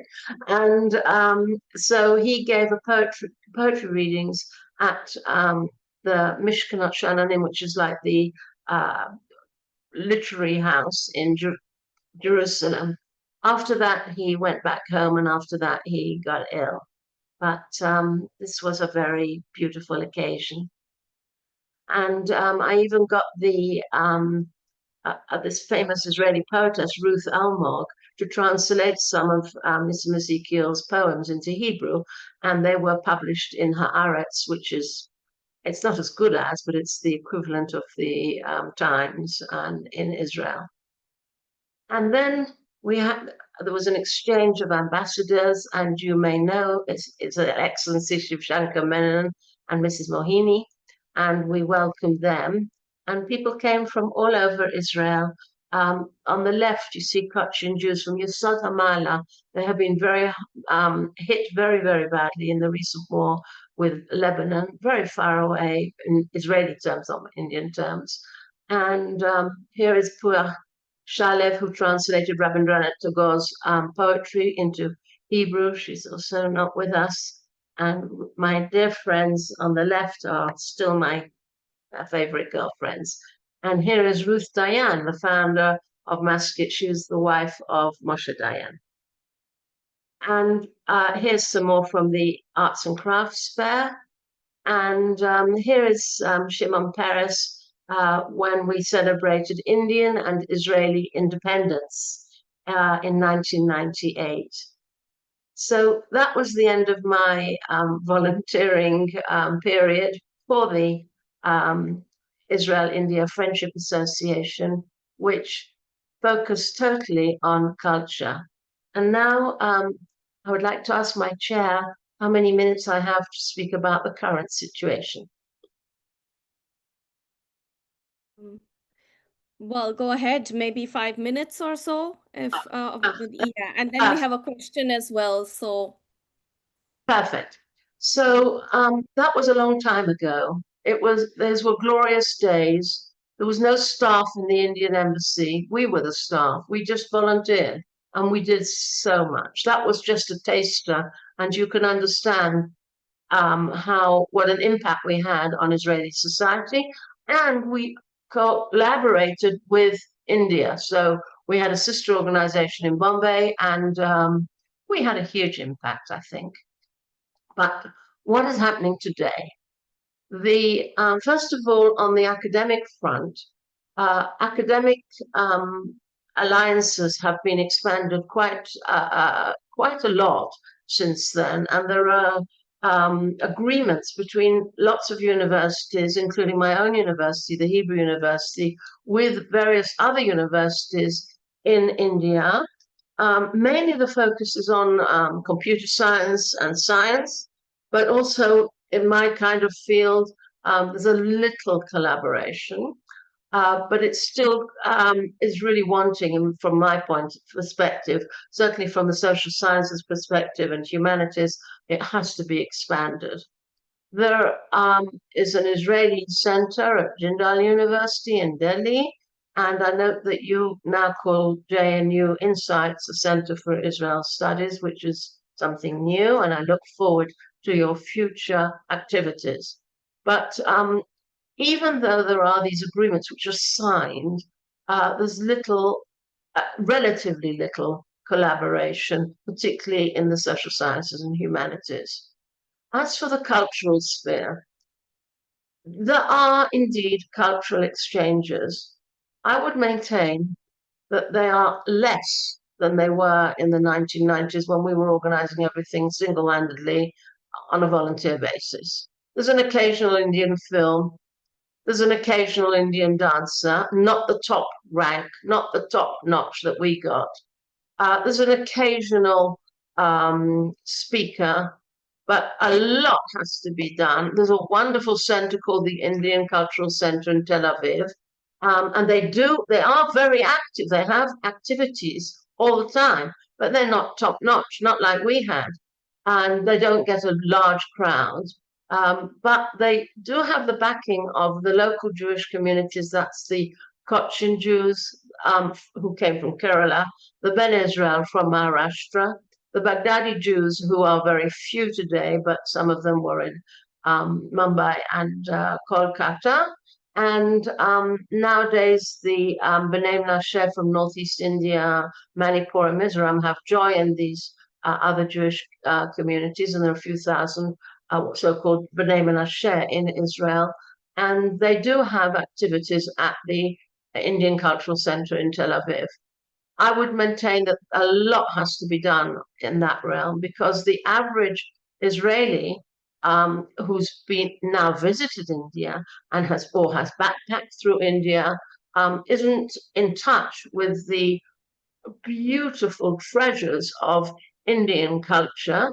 And I would maintain that the Indian people are losing touch with some of the finer Israeli authors and dancers and filmmakers. We have some top-notch people in culture in Israel, and I don't think the people are aware of this today. In fact, I think that it's a regression, despite all the money that's been put into it, and despite all the people who are working in both embassies at both ends. It's the activities are less and of a lower level than what we were organizing on a voluntary basis. So I look forward to a period of flourishing of cultural relations, and also an expansion of academic relations between different universities. I was very honored to be invited then to JNU, but there are other universities in India which are very good and specialize in different fields. And I look forward to this expansion and this dialogue people to people, never mind the politicians, never mind what's going on in the wars. We people, we are the bridges. Thank you very much. Well, thank you so much, Shalva. That was, as usual, a great discussion and talk from you. You are always so full of insights. And, Insights Center for Israel Studies is actually made up of students from different universities, as I understand, and not just JNU. So we really hope for more collaborations on a university to university level. So that would be great. But I understand we have a question for Professor Shalva Weil. Go ahead, Shibankita. Thank you so much, Professor Weil, for your insightful reflections and the photographs you have used in your presentations that needs a special mention. And so we have question from our audience side.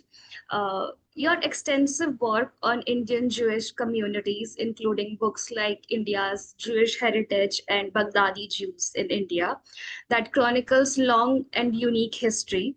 How does this history of cultural pluralism and tolerance in India towards its Jewish communities inform the current modern day diplomatic and strategic relationship between India and Israel, and which is often viewed through a purely geopolitical or technological lens? So could you please elaborate on this?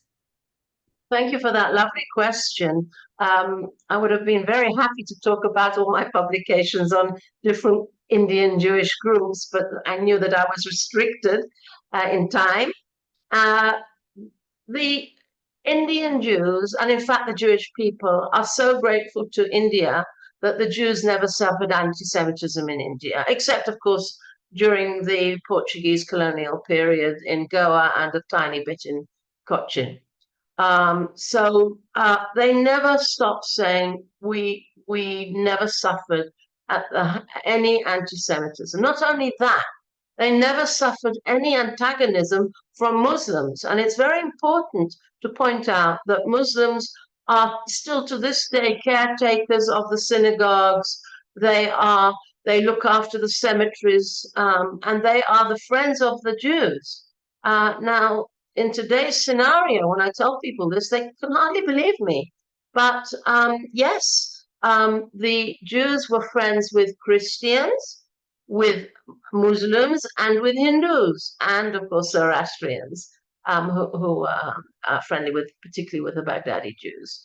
And so I think that there's a feeling of gratefulness, and I opened my little speech by saying that the real bridges are the people. These Jewish groups, they have a huge role in bridging between India and Israel. And what's lovely today is that whereas in the beginning of the state of Israel in the 1940s and 50s and 60s, when the Indian Jews didn't have any money to go back to India. Today, they're very happy to go and as tourists to India, and they go back with such nostalgia, and some of them meet old school friends from years ago, and the relations were indeed very, very happy, and the memories are even happier.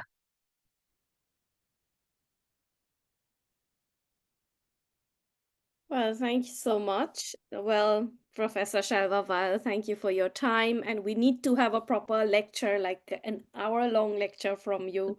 So maybe And we then can it's connect time different universities can come together, and yeah, we would love to hear from you more. So you're like such a treasure trove of knowledge. Thank you for your time. Thank you very much for hosting me. Thank you. Okay, so Shibankita will now introduce our last speaker of the day.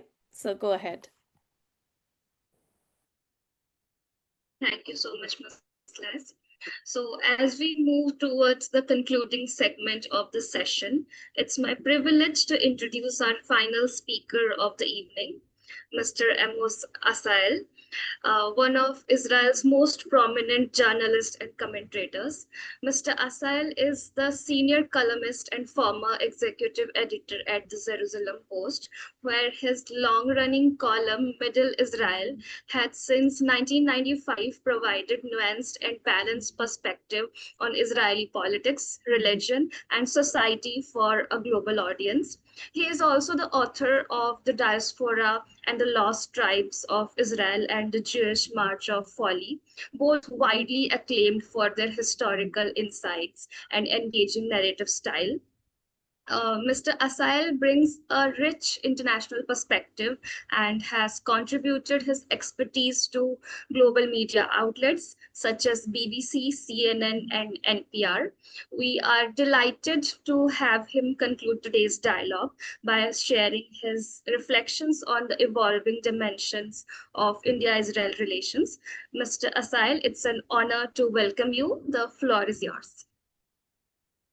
Thank you very much for this elaborate introduction. I will speak briefly about the very complicated and, in my view, fateful issue of Israel's religious politics, because my argument, as I will briefly present it, is that one of the most far-reaching consequences of the two-year-old war that we are now hoping is drawing to a close, one of its most important implications will be about Israel's religious politics. The first thing that should be understood is that the Jewish people, since antiquity, has been religious. There was no other way of being Jewish other than being religious until about 200 years ago, when, along with much more of Western civilization, the Jewish people largely secularized. Until 200 years ago, it went without saying that a Jew in Yemen or in Germany or in Holland or in Russia and Poland was observant. Whether males or females, young or old, they were all observant, albeit in different ways, but they were all what today would be called Orthodox. That changed 200 years ago when in Europe, there was a whole new movement of Jewish enlightenment. That is what it came to be called. And Jews began to question their commitment to their own religious practice, and that's a separate discussion that I will not get into. But the bottom line is that the Jewish people very quickly split between religious and secular Jews. This was the backdrop. As a response to that, Jews who became very fearful that the Jewish people is abandoning its religious heritage closed themselves within social and cultural walls, a sort of metaphorical ghetto, and they were the kernel of what today is called ultra-Orthodoxy. That response to the Jewish people's secularization was later redoubled when the Jews began to follow the gospel of Jewish modern nationalism, what came to be known as Zionism. That happened by the end of the 19th century, and as millions of Jews gradually began to believe that the Jewish people's future lies in the restoration of the Jewish people's past, namely in the restoration of the Jewish state in the ancestral Jewish land, Orthodox Jews, following their rabbis, disagreed. They thought that the Jews' restoration, that the return to the Jewish land and to Jewish power and to Jewish statehood would only happen as a result of a divine miracle. That was the Orthodox thinking for centuries, and this was their response to the secular idea of Jewish nationalism. That is how ultra-Orthodox Jews came to be hostile to the very idea of modern Jewish statehood. This is the infrastructure. It was a split, first of all, between observant and non-observant Jews, and then between Zionists and ultra-Orthodox Jews. Within the Zionist movement, there were those who said, we are religious, and we do not find a contradiction between Jewish religious practice and between the Zionist platform. They were the minority, but they were an integral part of the Zionist movement. And they laid the foundations for the grand cooperation between religious and secular Jews as they gradually built the Jewish state, and then after the state's establishment, as they made it mature. They were not ultra-Orthodox, these religious Israelis or Jews. They were modern Orthodox. That's a distinction that anyone visiting Israel can see visually by the way such religious Israelis dress. The ultra-Orthodox are the ones you see wearing largely black outfits, often with beards and with black skull caps, and sometimes with earlocks. Those are the ultra-Orthodox. The modern Orthodox dress completely modernly, except the men have a knitted skull cap, and modern Orthodox Israeli women, they earn university educations, and they're totally integrated with the broader Israeli society. And in fact, they're integrated with the outer world, the way all secular Israelis are. And they have been, from Israel's first day of existence, an essential part of Israel's government. And they were a part of Israel's establishment economically, culturally, agriculturally.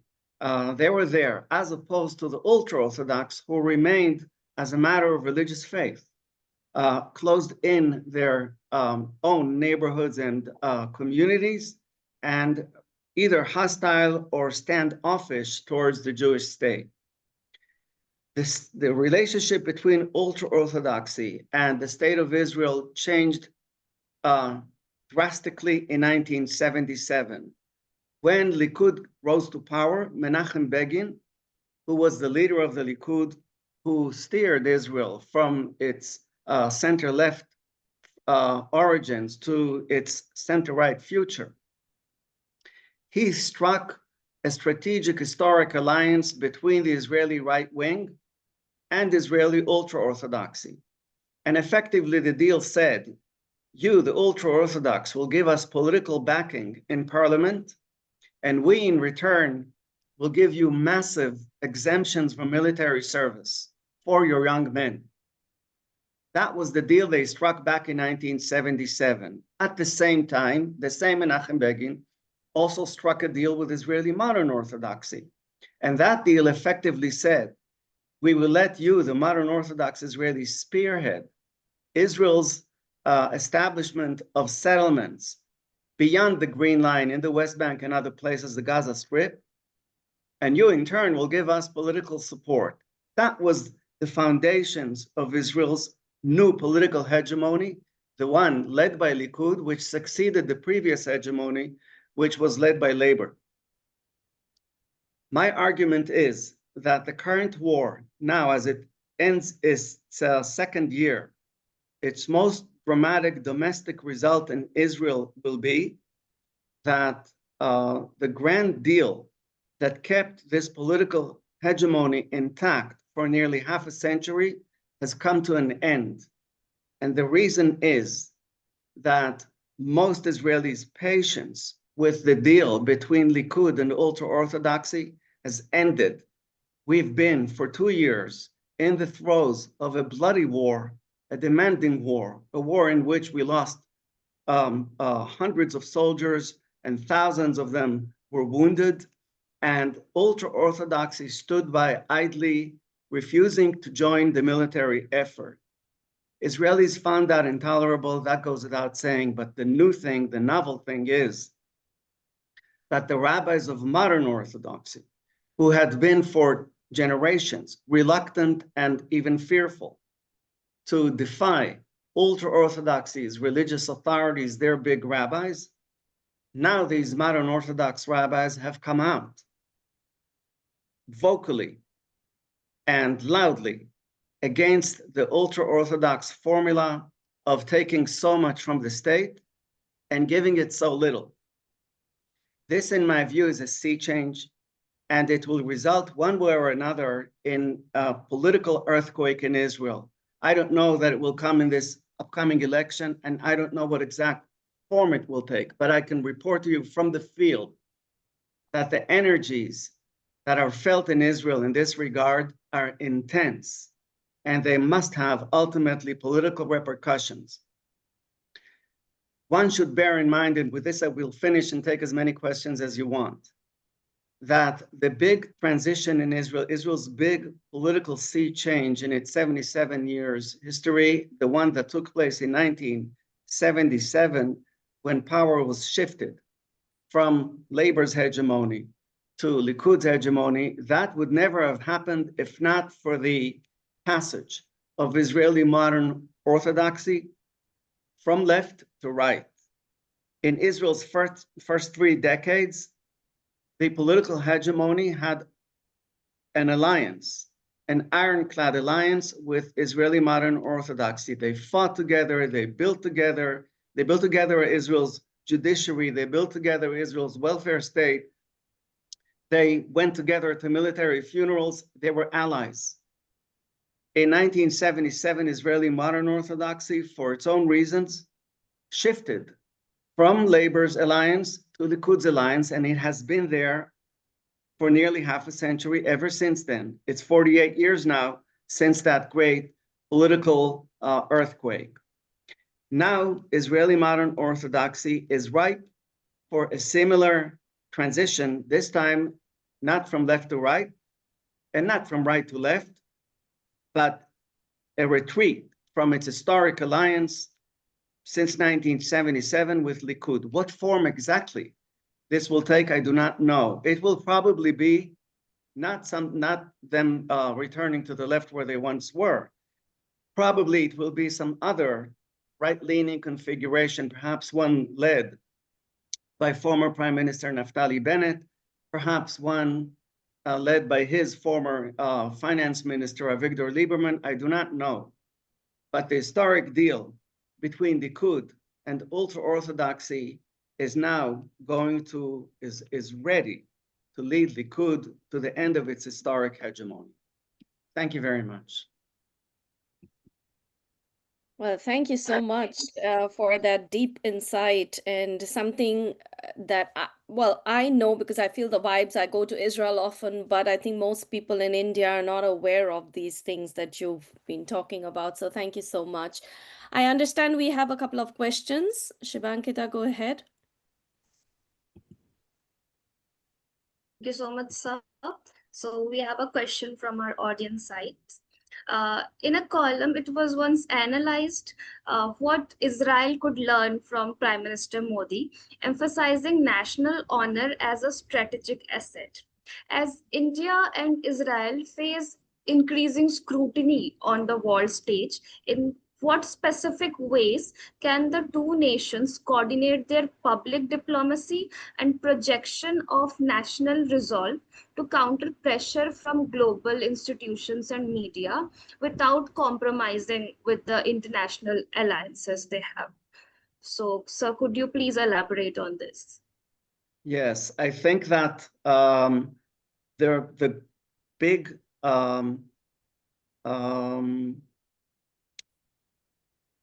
variable in the equation is the European mainstream. Europe, for the better part of 2 generations by now, in my view, is undergoing a glacial change. There is an effort on the part of the veteran post-war elites to diminish the role of nationality in social life and nationalism in general. And that effort is, in my view, on its way to total collapse.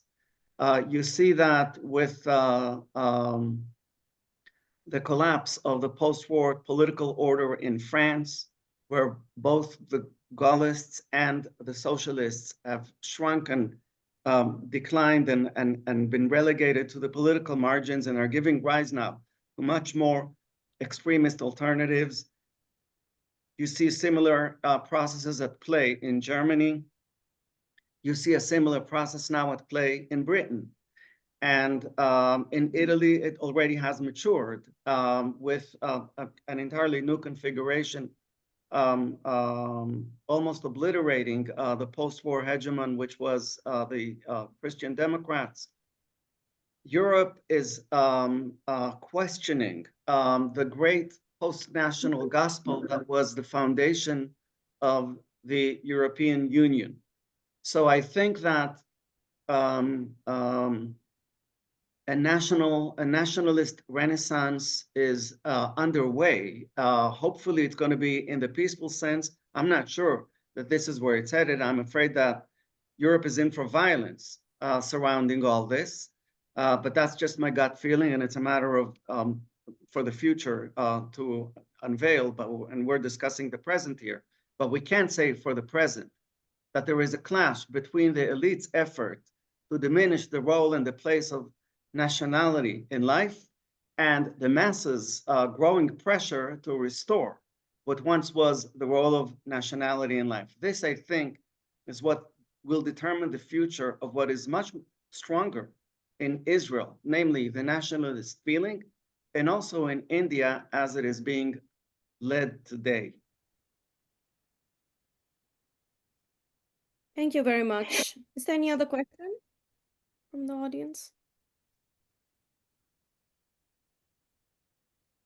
I have one question for you. Where do you, as somebody, an European citizen, my question is like, where do you see Europe today in relation to India and the future with Israel? Well, from a European viewpoint, these are entirely two different arenas and situations. When viewing Israel, Europe thinks of its problem with the Arab world. And its problem with the Arab world used to be about oil. It no longer is about that. Instead, it's about immigration. Europe has a big dilemma over there, a big predicament, and Israel is a paradoxical part of that. It is part of that because Israel is not part of the Arab world, but that is the context. This is the prism through which Europe views Israel. Europe's view of India is entirely different. I think that Europe's view of India is through two other prisms. One is as a superpower that will compete with Europe for global presence and prominence. And the other is as a counterbalance to China. This is how Europe views India, in my view. I do not know, sadly, I say, I do not know to what extent European statesmen today, or European statecraft, I should say, is thinking this deeply and this far. My view of European statesmanship, ever since the collapse of the East Bloc, and in fact, even before it, I think that their treatment of grand diplomatic problems has been symptomatic and has been responsive rather than procreative. this is generally a problem with statesmanship. Most statesmen in most situations throughout history were responsive rather than procreative, but the great statesmen were procreative and did look far and did have a broad view of things. I think that we today are in dire need of such statesmanship. Sir, I have another question, if you would like to answer that. Sure. Sir, so since I'm from the Center of European Studies, so many Israelis view European criticism as moral hypocrisy. So is the trade-off of maintaining the vital EU economic relationship worth the constant political friction over the Palestinian issue? Here, I would like to pinpoint the core political economic dilemma and the cost of relationship from an Israeli perspective, sir. Our problem with the Europeans is, in terms of the Palestinians, is, and I say this, I think, for all Israelis of all walks, center, right, and left. Our problem is that they have this tendency to make sweeping statements and reach sweeping conclusions and make grand allegations about problems that they never bother studying. And we do not have this bad experience with India. We do not have this bad experience with China. We do not have this bad experience, in fact, with any of our Asian partners. This is a European problem. And most Israelis, certainly I, will argue that it has deep historical roots that are not about our immediate and specific situations with the Palestinians or even with the grander Arab world or even with the grand Muslim world. This is about the historic relationship between Christianity and Judaism. It is a relationship fraught with complex, a relationship between a religion that originally claimed not to merely disagree with Judaism, but to replace it. There never was such a precedent in the history of religions that one religion claimed to actually be the other religion. It was from a Jewish viewpoint, it was a case of identity theft. And I think that our situation today with many of our detractors across Europe is a byproduct of this heritage, even when we today face completely secular atheists. Anywhere between Ireland and Slovenia. This is how we Israelis interpret this situation. Otherwise, we cannot understand how their feelings about what is happening here can be so intense and why they can, in the morning, care so much about what is happening between Israel and the Palestinians, and then in the evening, not care at all about what is happening in other conflicts worldwide. If what they care about is bloodshed, as they claim. Never mind right now whose responsibility that bloodshed is, but if that is what their concern is, how is it that this concern of theirs is apportioned so disproportionately between all the conflicts in the world? Surely there is a complex here at play. That's my interpretation of that.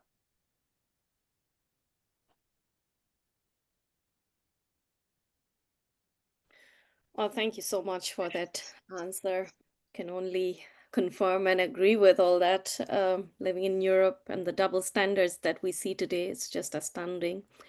Well, thank you so much. And you were our last speaker, and we just have one more video to show from someone who couldn't be live, but I have a video from him. So I'm just gonna share the video. So, okay. Well, first of all, Amos, thank you very much. My pleasure. Thank you. Thank you. So I'm gonna start sharing my screen if, let me just see. So I have a video from Lieutenant Colonel Reservist Eyal Dror, and Eyal was responsible, or he's the founder of Israel's biggest humanitarian operation to this date, and that's called the Operation Good Neighbor, where Israel saved the lives of hundreds of thousands of Syrian civilians in the Syrian civil war between 2013 and 2016. So he has a video message for India, and I'm going to play that. So I'm going to start sharing the screen.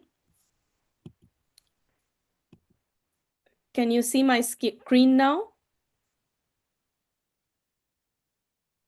Yes, it Pashali. is. Yeah. It's Eyal Dror, Lieutenant Colonel in Reserve Eyal Dror, talking to you from my house in Kibbutz Dafna, the Upper Galilee area, the northern border. My house is less than 2 kilometers from the Israeli-Lebanese border. And I'm so sorry that I can't be with you live. I hope that you will find it interesting. I served in the last 30 years as an IDF officer, 24 years in active duty. My role was on the COGA, the Coordination of Government Activities in Territories, and my last 3 years was the commander of Operation Good Neighbor, Israel's biggest humanitarian aid operation. I retired in 2019, and since then I'm still serving as an officer at the Bashan Division. The Bashan Division is the ones that protecting the Israeli-Syrian border. During the war with Hezbollah, I was serving like over than 450 days. And today I want to explain a little bit about Operation Good Neighbor. For some of the Israelis, it's familiar. For most of the people who are not living in Israel, it's something that they never knew. So in 2013, Israel decided for the first time to open its border, to evacuate the Syrian wounded to Israeli hospitals. It was the time of the terrible, terrible Syrian civil war. And Israel was the only country that said, okay, we cannot ignore from what is going on inside and to see how our neighbors been murdered by the government. 3,500 Syrians were evacuated to the Israel hospitals in 3 years. Until 2016, the life has been saved. In 2016, my country called me to establish Operation Good Neighbor. The mission was very simple: to save as many Syrian people as we can. In the Kinneret and Dal region, approximately 250,000 Syrians, civilians were living, and they were living in catastrophe. Without water, without hospitals and clinic. Operation Good Neighbor role was to try to reach to as many people as we can.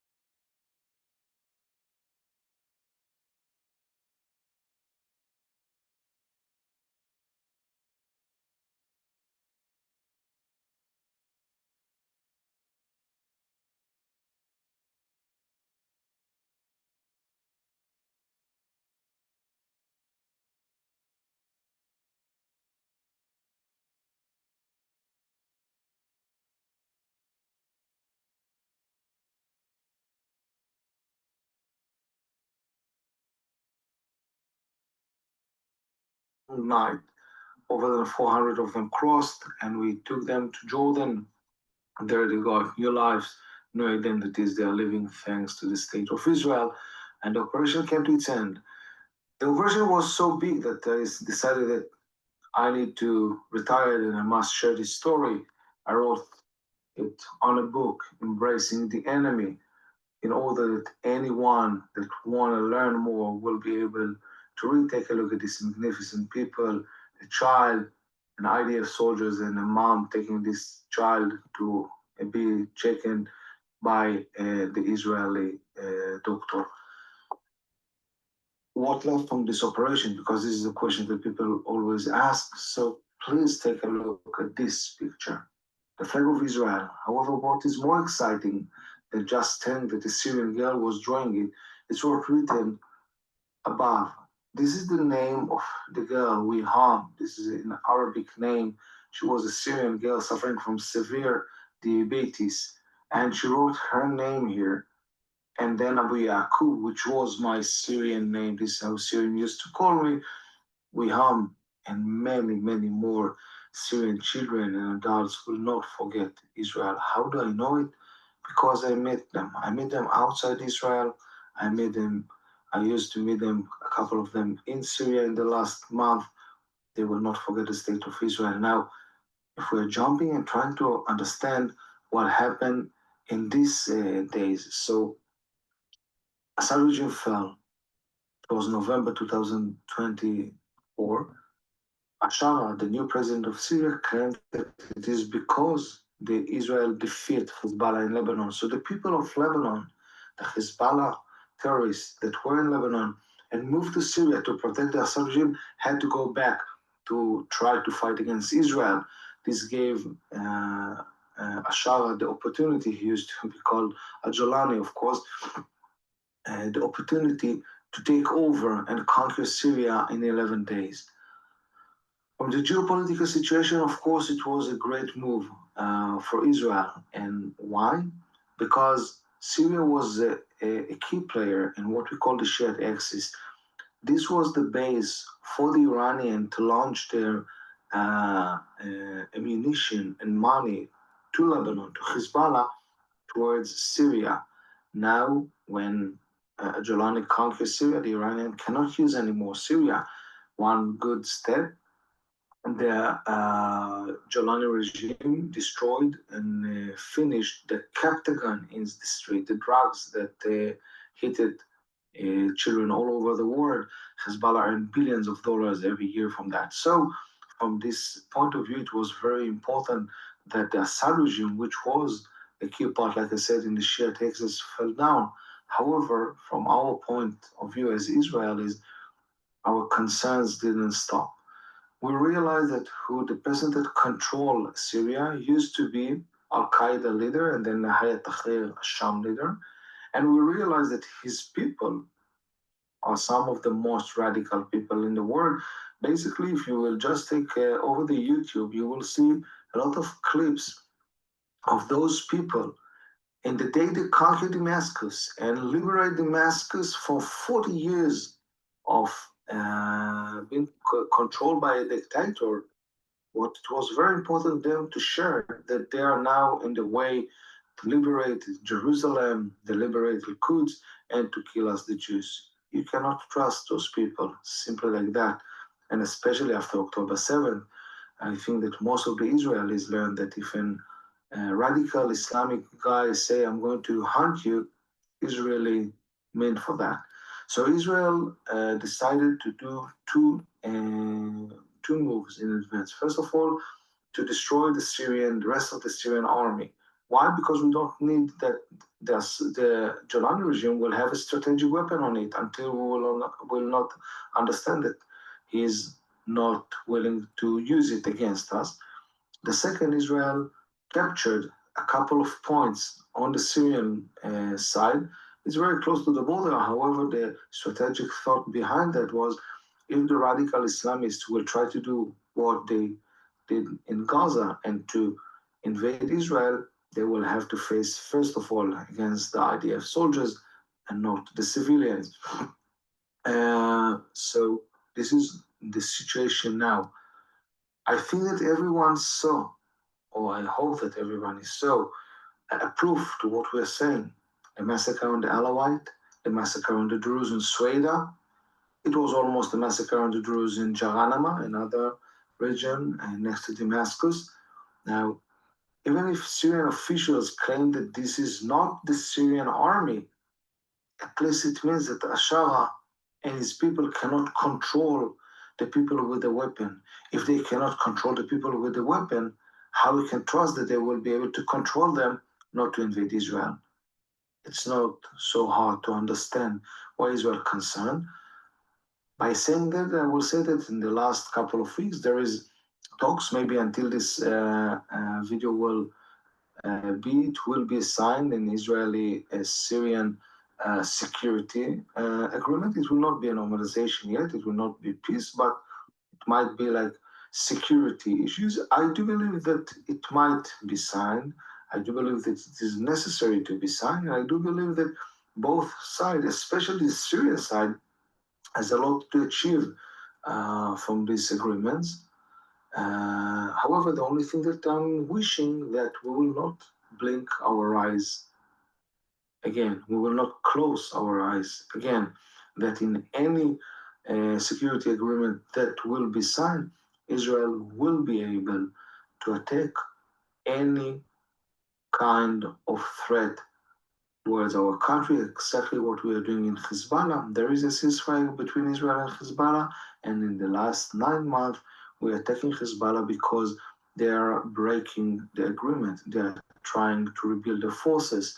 As long as Israel will remember that and it will not close its eyes, Israeli civilians can be protected, and people like myself, we can go back and live on our house next to the borders, whether it's Lebanese and Syria. I do believe that the consequences of the Israeli actions after October 7th change the Middle East, minimize the power of the Shiite axis, and if we will find brave leaders on the other side, which unfortunately, in my opinion, a lot of them are not really taking care for their own people, if we will find those brave people that will decide to put their people in front of their own interests, the Middle East can be changed and be a perfect place to live in. So thank you very much. You're most invited to read my book. You're most invited to follow me on my social media and to hear my thoughts about the geopolitical situation in Israel. Thank you, and I wish you to have successful meetings. From Kibbutz Dafna, Lieutenant Colonel in Reserve, Ayal Dror. It was a great pleasure to meet you. Have a great day. Well, that was Eyal Dror. I mean, he's really remarkable, and how he's led the biggest humanitarian mission for Israel.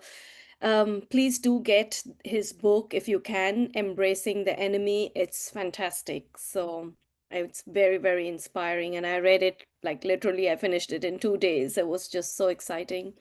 Okay, well, with this, we come to an end to our conference. Thank you so much to everyone at the Insight Center for Israel Studies. If you can put your video back on, if you feel comfortable, or I'm just gonna thank each and every one of you. Prashanto, thank you for inviting me and organizing this whole thing, just keeping everything going. And there are so many people who are doing all the behind the scenes work that you don't see. So thank you to each and every one of you for asking questions, for collecting questions. And as I understand, they will also do some write-up. We will publish this online on YouTube so that people who couldn't join today can also check it out. And this is just the start, really. This is the start of strengthening relationships between two great civilizations, two democracies, and all fighting for peace. So thank you to everyone who joined today's session. Thank you very much. Thanks a lot for Thanks a lot for Okay, so with that, we end this afternoon session. Shalom. So, very